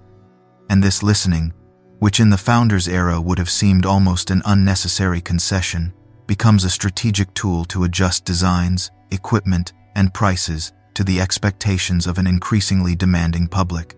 One of the most significant acts of this stage of professionalization arrives in 1956, when Ford decides to go public and offer a portion of its shares to the investment public. The operation, gigantic, means opening the company to much more intense external supervision, because from that moment on, there will be thousands of shareholders following quarterly results, financial analysts examining the accounts, and a legal obligation of transparency that clashes with the traditional opacity of family businesses. The Ford family keeps effective control through a special share structure, but the symbol is undeniable. That company that started in a small workshop and that for decades operated under the long shadow of its founder's name becomes a corporation that must answer to a capital market, accustomed to rewarding those who manage well and punishing those who stagnate. Meanwhile, the competitive environment does not stop. General Motors continues leading many charts. Chrysler maintains its presence, and from Europe and Japan signals begin to arrive showing that the future will not be a monopoly of North American manufacturers. Henry Ford II, with the help of his whiz kids and a generation of executives trained in business schools, assumes that the company must think in terms of global strategy, product platforms, longitudinal efficiency, and not only in terms of making good cars, as his grandfather used to say. Decisions become colder, more numerical, sometimes less romantic than those of the heroic era, but they allow a gigantic organization to function with some order in an increasingly complex world. When this phase of transformation is well advanced, Ford is no longer the same company that entered the war with the image of a gigantic workshop controlled from the office of a patriarch. It has transformed into a modern corporation with systems, metrics, divisions, a diversified product portfolio, and a new generation in command. Upon that organizational base, it will soon be possible to take risks with cars that will define the culture of the 1960s and to launch into sporting and image challenges that will go far beyond simple mass manufacturing. Mustang, Le Mans, and the dream of speed. At the beginning of the decade of 1960, Ford is an immense company, respected, established in the economic structure of the United States, but it also runs the risk of becoming a gray giant in the eyes of a generation that has not known the hardship of the Great Depression nor the privations of the war, a generation of young people who grow up with rock and roll, television, interstate highways, and a very different idea of what the automobile means in their daily lives. For them, the car is not only a means to go from work to home, it is a symbol of identity, an extension of personality, a stage for newly discovered freedom, and that more emotional dimension does not fully fit with the sober sedans that dominate the catalog of many brands at that time. Henry Ford II and his team understand that, if they want to connect with this new audience, they need something more than good sheets of technical specifications and family-oriented advertisements. They need a dramatic gesture. Within that search for a product that will carry the Ford name into youth conversations emerges the figure of Lee Iacocca, an executive with commercial instinct, marketing intuition, and a very clear understanding that the sons and daughters of the baby boom do not wish to drive the same cars as their parents.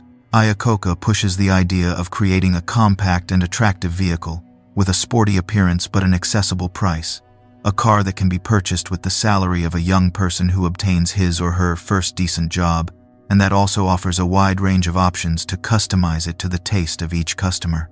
That concept crystallizes into what would later be known as the category of the pony cars, vehicles of moderate size, long hoods, aggressive silhouettes, and the capacity to transmit strong sensations without entering the territory of unreachable luxury. The result of that work, after countless debates in engineering, design, and finance, is the Ford Mustang, presented in 1964 on a carefully chosen stage. The New York World's Fair, one of those showcases where the United States presents itself as a modern, creative, and optimistic country. The car is exhibited before cameras, journalists and visitors with a staging that includes presence on television, advertisements in prime time, and a campaign that openly plays with the ideas of desire, youth, and possibility. The Mustang reaches the market with an attractive base price, but with a long list of options for engine, transmission, finishes, and details that allow each buyer to create his or her own version, from a relatively calm coupe to a machine capable of offering true emotions behind the wheel. The public response is immediate and overwhelming. In the first weeks, dealerships are overrun, reservations exceed any reasonable forecast, the first units are resold above the official price, and the Mustang's image slips into popular culture through movies, series, and songs. Ford discovers that it has touched a very sensitive nerve. The car has managed to condense, in a compact and suggestive body, the idea of personal independence that many young people associate with the transition to adulthood. In business terms, the success of the Mustang demonstrates that a gigantic company can still behave, from time to time, like an internal startup capable of detecting an opportunity, accelerating its development, and hitting the target precisely in the right segment. The impact is not limited to the sales figures, which are spectacular, but extends to the positioning of the brand, which suddenly ceases to be perceived as only the rational option and becomes associated with emotion, sport, energy, and even a certain touch of domesticated rebellion. That transformation in public perception proves fundamental in a decade marked by social movements, cultural changes, and increasing competition from other manufacturers that also begin to offer cars with more character. The Mustang becomes a product that speaks as much of marketing as of engineering, a very clear lesson that, in certain moments, the design and the narrative that surround a vehicle can weigh as much as the number of cylinders or the horsepower. While the Mustang conquers the streets and the parking lots of high schools and universities, another story is being prepared in the offices of Dearborn that adds an epic layer to the company's narrative, a story of wounded pride, international rivalry, and races at extremely high speeds on European circuits. At the beginning of the 1960s, Henry Ford II, always interested in strengthening the presence of his brand in the world, entertains the idea of acquiring Ferrari, an Italian firm, small in volume but enormous in sporting prestige thanks to its victories in endurance competitions such as the 24 Hours of Le Mans. The business logic is simple. Buying Ferrari would allow Ford to enter instantly into the summit of automobile racing and associate its name with technical excellence and the glamour of the circuits. Negotiations advance. Lawyers review clauses. Executives travel from one continent to another, and for a time it seems that the agreement is within reach. However, in the last moment, Enzo Ferrari breaks off the operation, worried about losing control over his racing team and about the conditions that a multinational from the United States would impose. The news reaches Henry Ford II like a slap in the face, not only from a financial point of view, but on a personal level, because he feels that he has been humiliated and rejects the idea of standing idly by. From that mixture of wounded pride and ambition is born a categorical decision. If he cannot buy Ferrari, he will do everything possible to defeat it on its own territory. The Circuit of Le Mans, the endurance race that, at that moment, is the stage where the technological and sporting supremacy of automobile manufacturers is measured. From there begins the GT40 program, a complex and costly project in which Ford collaborates with European engineers and with figures such as Carroll Shelby, a former driver and builder with experience in extracting maximum performance from high-powered machines. The objective is clear and concrete: to develop a car capable of enduring 24 hours at extremely high speeds, with reliability, power, and aerodynamics on the level of the Ferrari cars that dominate the event. The first participations, in 1964 and 1965, are frustrating. Mechanical problems, withdrawals, disappointments that feed the criticism of those who see the racing program as a capricious waste, closer to the ego of Henry Ford II than to the needs of the business. However, the logic of risk-taking, so present in the early years of the company's history, resurfaces here as the team decides to learn from each failure, adjust components, modify aerodynamics, work with drivers capable of offering precise information about the behavior of the car, and refine the project with patience. The moment of consecration arrives in 1966, when the GT40 cars of Ford cross the finish line at Le Mans, occupying the first 3 positions, in an overwhelming victory that breaks Ferrari's streak and sends a resounding message to the world of motorsport. The company from Dearborn, known for family sedans and work trucks, is also capable of building machines able to humiliate the most prestigious European brands in the toughest event of the calendar.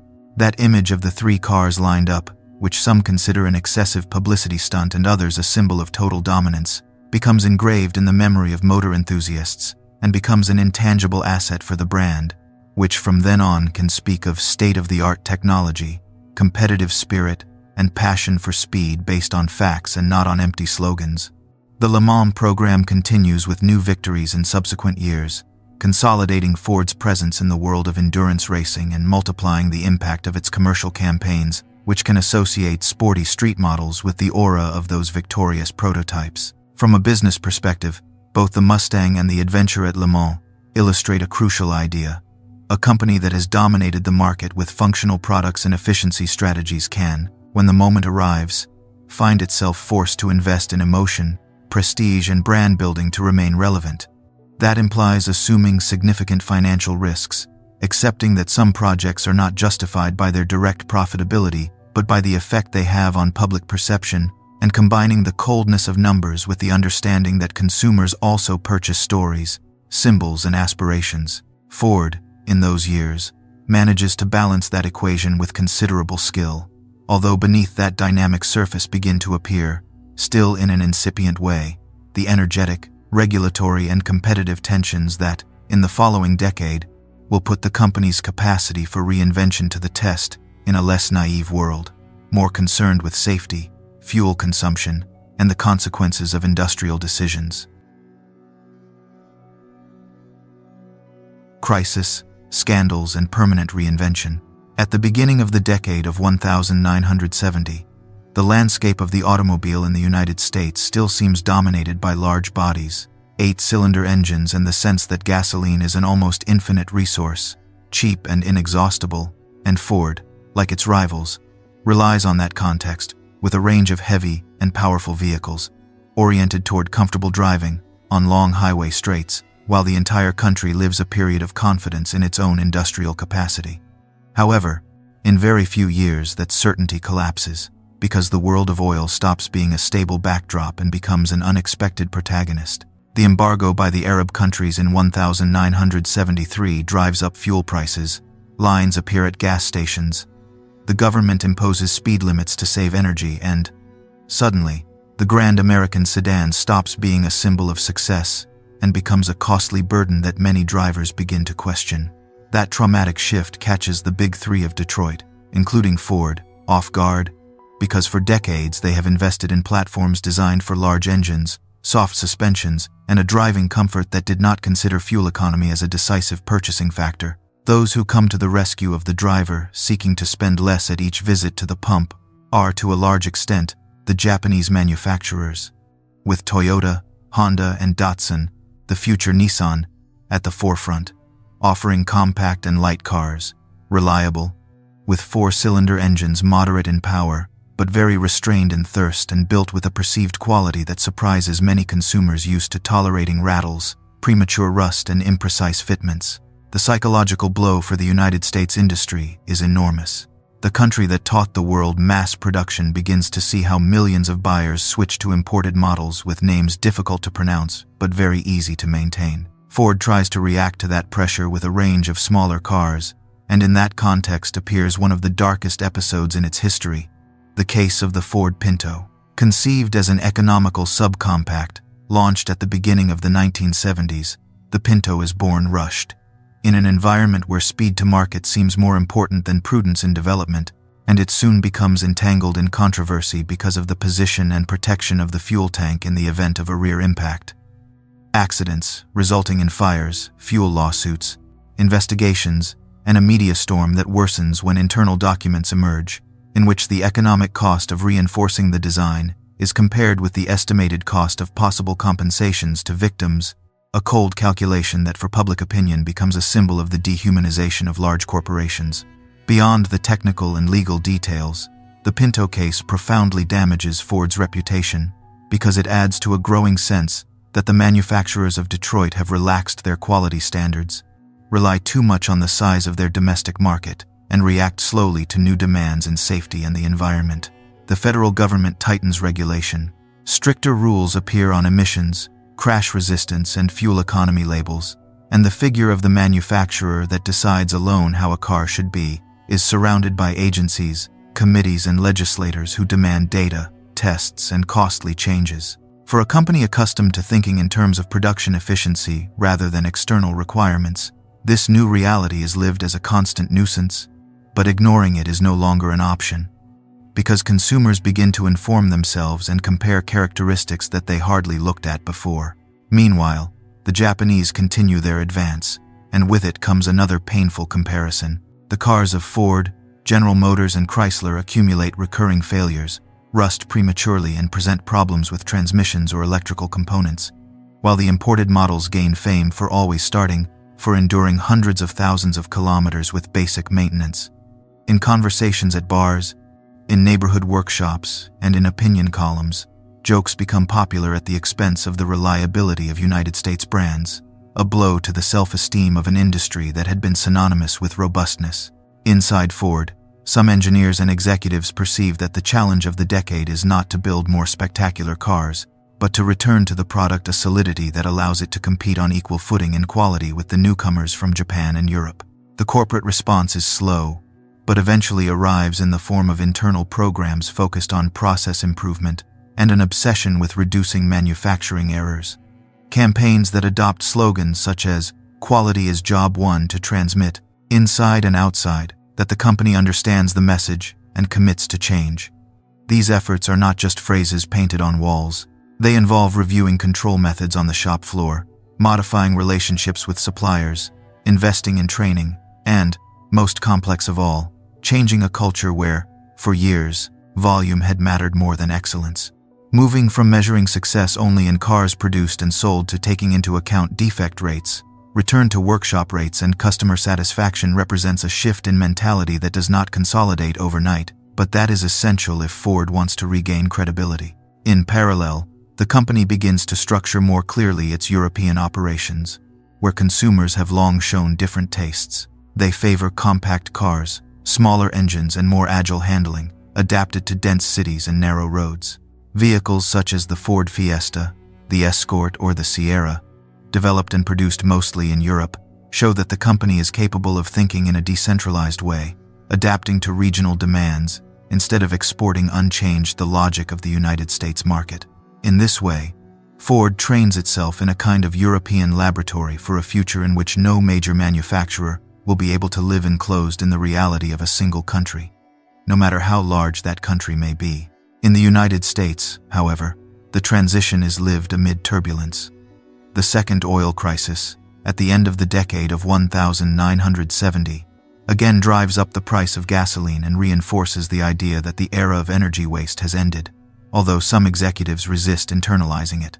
Sales of large models drop, factories plan to produce them at scale, face shutdowns and cuts, and the industrial map of the Rust Belt, that region of the Midwest marked by the concentration of metallurgical and automotive plants, begins to fill with headlines about closures, layoffs, and entire communities losing their economic engine.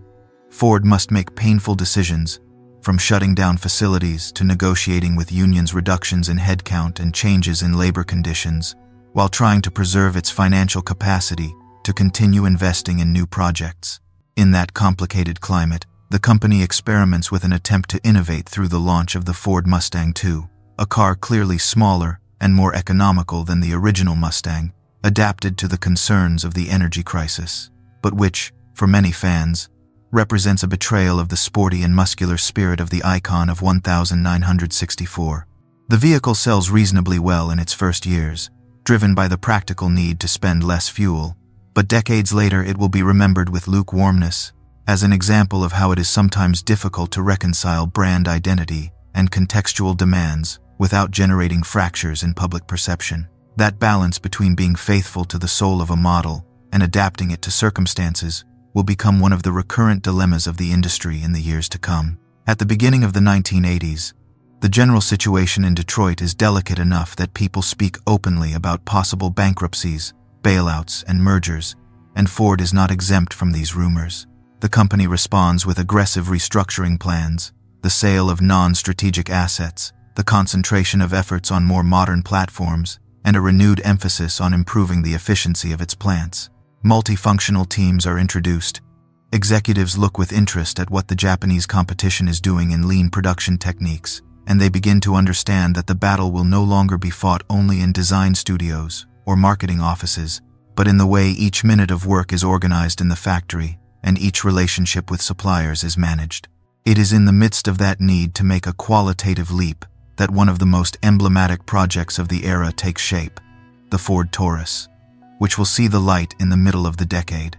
Conceived as a mid-size sedan with an aerodynamic design very advanced for the conservative standards of Detroit, the Taurus does not intend to impress with extravagance, but with a combination of efficiency, modern aesthetics, good use of interior space, and perceived quality. Its development involves closer collaboration among engineers, designers, production leaders, and marketing teams, breaking internal barriers that had complicated the creation of coherent models.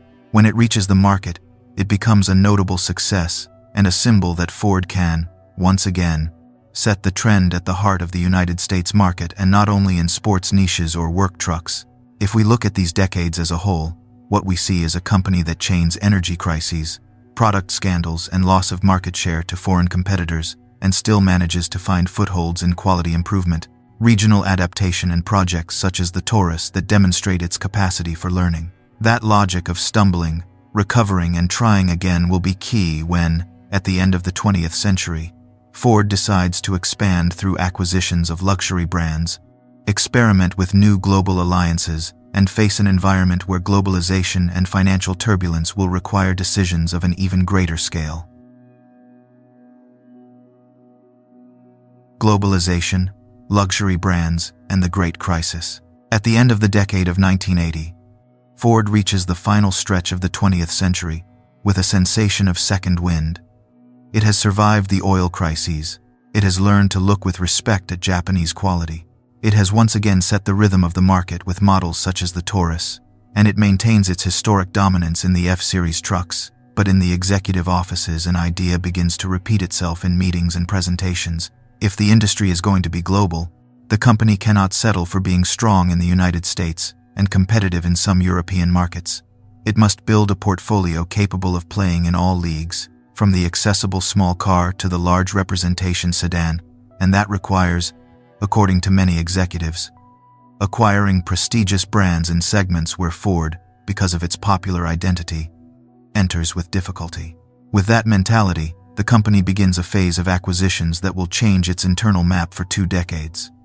It acquires the British Jaguar at the end of the decade of 1980, advances in the control of Aston Martin, incorporates Volvo cars at the end of the decade of 1990, and also takes over Land Rover, building what will be known as the Premier Automotive Group, an umbrella under which brands very different in scale, audience, and tradition coexist, but with a common objective: to give Ford a credible presence in the territory of European luxury, to benefit from its engineering, and, in theory, to achieve synergies in technologies, platforms, and procurement.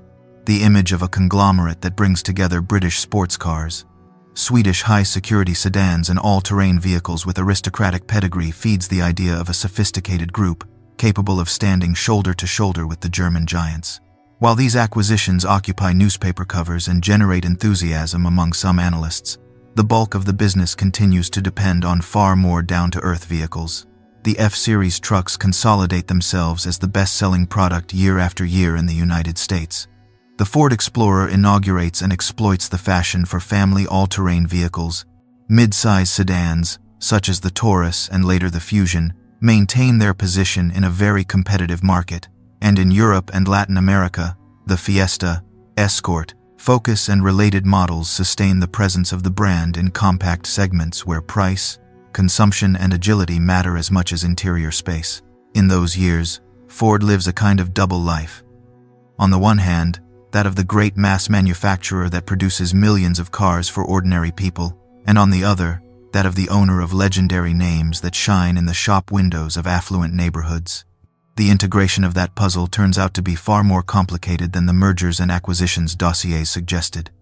Each brand brings with it its culture, its engineers, its network of suppliers, its way of understanding design, and its national pride, so achieving that Jaguar or Volvo share platforms, engines, or electrical systems with Ford models without diluting their personality is a delicate balancing act. In theory, the company could save enormous amounts of money by unifying components and processes, but in practice the projects are delayed, costs rise, and the promise of synergies materializes with excessive slowness. Added to this is the fact that managing such distinct portfolios, responding to varied regulations, and maintaining at the same time the health of the main business requires extraordinary discipline, and this is not always achieved. When entering the decade of 2000, the panorama surrounding the automobile no longer resembles the world that Henry Ford II knew when he modernized the company. Japanese manufacturers are not exotic newcomers. They are central actors with a solid reputation for quality and reliability. The Koreans, led by Hyundai and Kia, appeared in the decade of 1990 as inexpensive alternatives and begin to improve their products at a pace that surprises both insiders and observers. Environmental concerns gain ground in the political and social agenda, and regulatory bodies demand forceful reductions in consumption and emissions. In the United States, the love for large all-terrain vehicles and personal use trucks continues, but it becomes clear that this emphasis leaves manufacturers such as Ford especially exposed to any fluctuation in the price of oil or inefficiency regulations.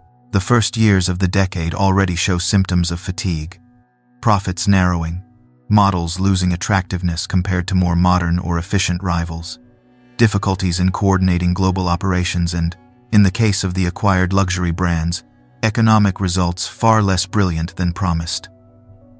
Jaguar, for example, struggles to shake off an image of questionable reliability. Volvo feels pressure from agile German competitors, and Land Rover drags very high structural costs. Ford finds itself in the strange situation of having to inject resources into these theoretical jewels while trying to maintain investments in the renewal of its generalist lineup, All this in a context where the stock market punishes with severity any stumble in quarterly results. In 2005 and 2006, the accounts can no longer disguise the difficulties.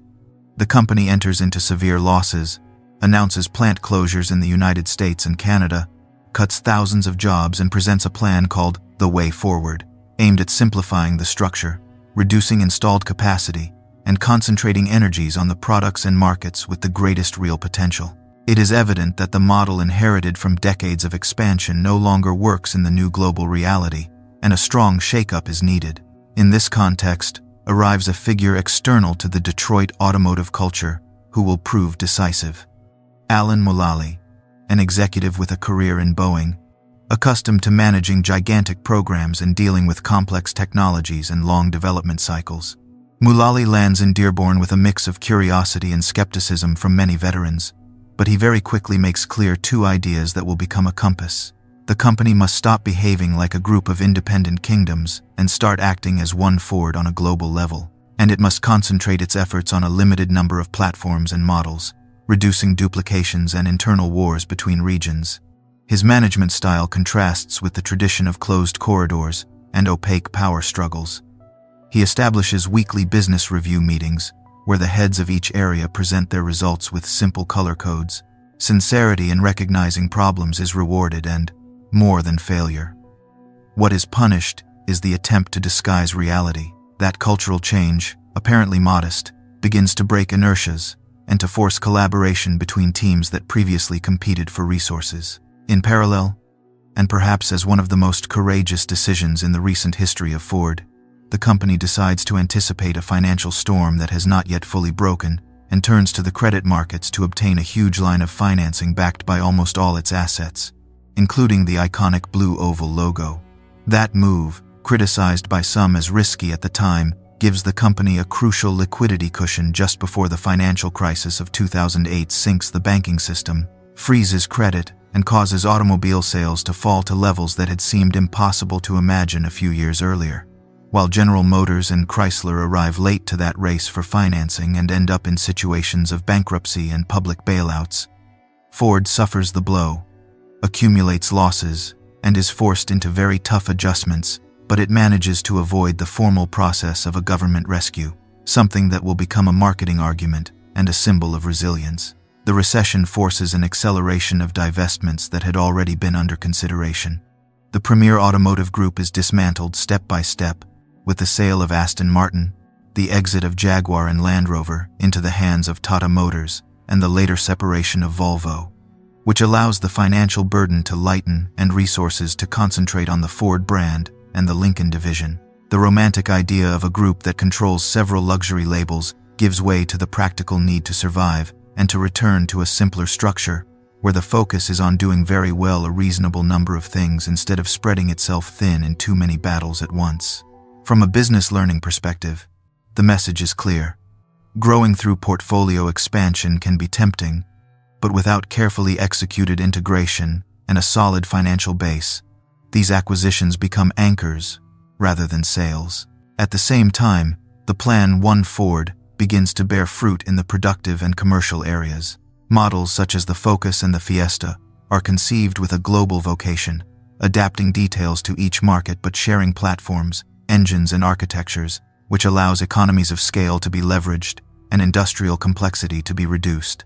In the United States, work is done to improve the efficiency of trucks and all-terrain vehicles without losing their working capacity, because it is understood that they form part of the company's DNA and of the lives of millions of customers, and more attention is paid to perceived quality in interiors, materials, and assembly.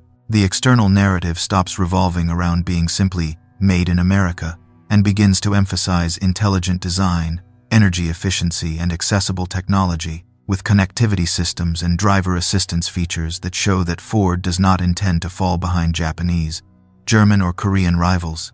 When the worst moment of the financial crisis is left behind and the market stabilizes at a lower but less chaotic level, the Ford that emerges from that tunnel is no longer the sprawling conglomerate of the early decade of 2000, but a smaller, more disciplined company, concentrated on its main brand and on a handful of strategic bets. Trucks that continue to dominate the sales lists, competitive global compacts, a renewed lineup of family vehicles, and a luxury division. Lincoln, that seeks to rediscover its place with a design language of its own. It has lost weight in some symbolic territories, but it has gained room to maneuver, to look toward a new frontier that is clearly emerging, that of electrification, software, mobility services, and the arrival of technological actors that question the very idea of what it means to be an automobile manufacturer.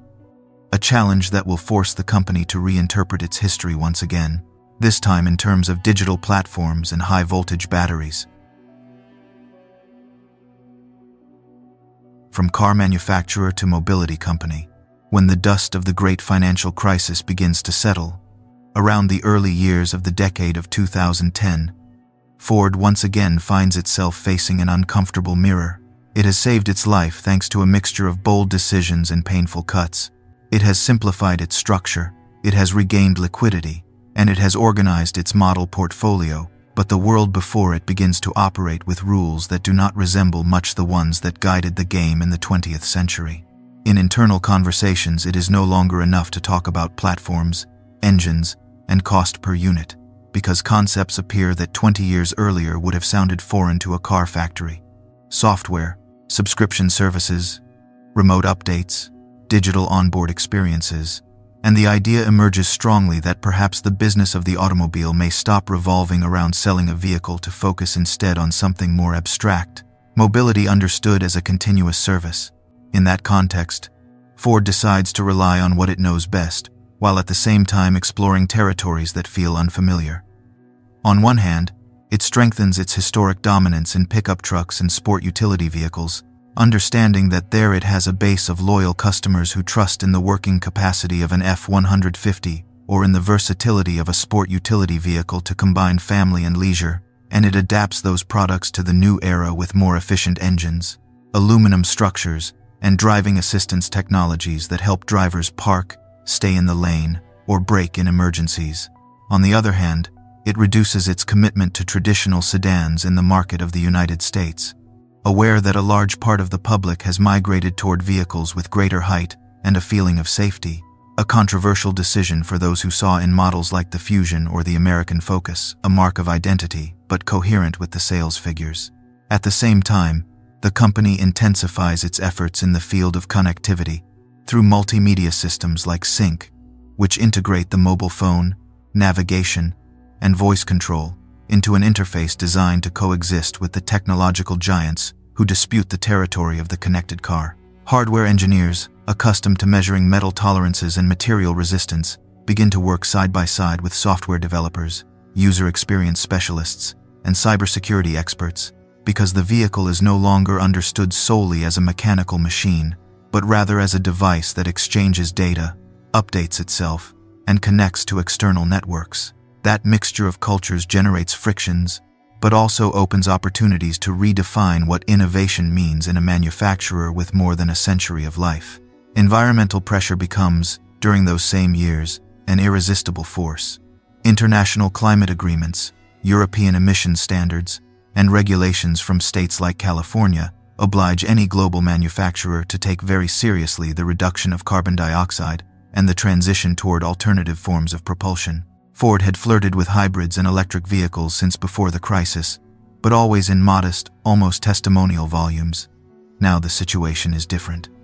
Because the rise of companies like Tesla demonstrates that there is a real market for cars powered by batteries, charged at home or at fast stations, with an appeal that combines ecological awareness, performance, and cutting-edge technology.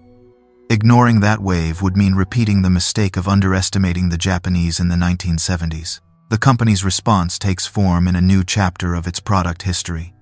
It decides to use some of its most emblematic names as a bridge toward electrification. The Mustang Mach-E places the horse logo on the grille of an electric 5-door sport utility vehicle, with enough range for long trips, strong acceleration, and a digital staging that includes large screens and software updates that arrive through the network. The F-150 Lightning brings the most sold pickup truck of North America into the territory of large battery packs, with power outlets that allow tools to be powered at a work site or even provide temporary energy to a home during an outage, an intelligent nod to the real uses of many customers. The e-transit brings electrification to urban delivery, a field where charging logistics adapt well to predictable routes and closed operations centers. These bets are not without risk. Investment in electric platforms, battery plants, and agreements to secure supplies of lithium, nickel, and other strategic materials means committing billions of dollars in a terrain where technology evolves quickly. Margins are narrow, and competition grows from every angle. Historic brands from Europe and Japan, new Chinese manufacturers with state support, and even technology companies that, although they do not build complete cars, aspire to control the software that governs what happens inside the cabin. However, for an organization that was born questioning the reign of the horse and betting without a safety net on the combustion engine, taking this leap is part of its genetic code, and the internal narrative appeals again and again to the idea that the company is living through another moment of historical transition, comparable, in scale, to the bet on the Model T or the assembly line. In parallel with the electric shift, Ford explores the diffuse terrain of mobility as a service through investments in ride-hailing companies, car-sharing projects, subscription programs that allow access to different models without owning them, and autonomous driving developments in collaboration with specialized startups. These initiatives see advances and setbacks, with enthusiastic announcements followed by restructurings and adjusted expectations, because fully autonomous driving technology turns out to be more complex to deploy than many imagined at first, and the road toward sustainable business models in shared mobility encounters regulatory barriers, behavioral changes, and very tight economic margins. The company is forced to experiment with caution, knowing that it cannot remain on the sidelines, but also that diving headfirst into an immature bet would endanger its stability. While all of this happens, the physical and symbolic place from which Ford imagines its future also transforms. The old Dearborn campus is reconfigured into an environment that resembles less the hierarchical offices of the past century, and more a collection of open spaces, laboratories, test tracks, and data centers, a setting designed to attract young talents who may have dreamed of working in a technology company rather than in an automobile manufacturer. In that ecosystem coexist employees who have spent decades in the company, experts in stamping, welding, or assembly line ergonomics, with recently arrived programmers, machine learning specialists, and interface designers who think in terms of screens and flows of information. Managing that cultural diversity becomes one of the least visible but most decisive challenges for the next stage. In the markets, the image of Ford is rebuilt upon a peculiar synthesis. On one hand, it reclaims the legacy of toughness, hard work, and vehicles that have accompanied farmers, builders, couriers, and families for generations. On the other hand, it seeks to project modernity through electric concept cars, collaborations with software platforms, integration with virtual assistants, and presence in ecosystems of applications that accompany the driver well beyond the dashboard. Advertising campaigns begin to show both ranches and trailers, as well as wall chargers and solar panels, an attempt to explain to very different customers that the company is making the transition without ceasing to be recognizable. If one observes the entirety of this most recent stretch of history, what appears is a company that tries, once again, to solve the equation that has accompanied it since its founding: how to make a new technology accessible to millions of people, maintaining a certain balance between efficiency, scale, and humanity. Henry Ford wanted the average worker to be able to buy the car he built on the line, and today executives ask themselves how far they will be able to achieve something similar with electric pickup trucks, connected services, or urban mobility solutions that are still taking shape. The context is different. Regulatory pressures and climate challenges add an urgency that did not exist then, and competition arrives from corners of the business map that would have been unimaginable in the era of the Rouge. What is interesting is that, despite technological changes, many deep dilemmas resemble those of 100 years ago. Deciding when to abandon an architecture that has brought great profits, detecting in time the moment when the market no longer wants what you continue stubbornly producing, balancing pride in what has been accomplished with the humility needed to accept that one must start over almost from zero in part of the business. The search for the next Model T, in the form of an affordable electric platform, advanced driving software that inspires trust, or mobility services that function like clockwork is, at the core, a new iteration of the same question that young mechanic in Detroit asked himself when he watched hours and hours being wasted behind a plow. How to use technology to gain time, autonomy, and possibilities. From here on, the history of Ford continues to be written day by day, between factories that stamp steel and workshops where lines of code are refined, between pickup trucks that continue leading sales rankings and silent prototypes that travel test circuits without burning a single drop of gasoline. What happens in the coming decades will reveal to what extent that mixture of tradition and innovation manages to sustain a company that was born, changing the world of transportation, and that now, once again, finds itself obliged to reinvent itself if it wishes to remain something more than a revered name in history books. And with that, we reach the end of this impressive story of Ford that you have just accompanied me through. Tell me in the comments which stage of its journey impacted you the most, and what other company you would like us to analyze in future documentaries. If you enjoyed this journey, I would greatly appreciate it if you subscribed and left your like, because that helps this project continue to grow. Thank you for being on the other side for another night. Good night.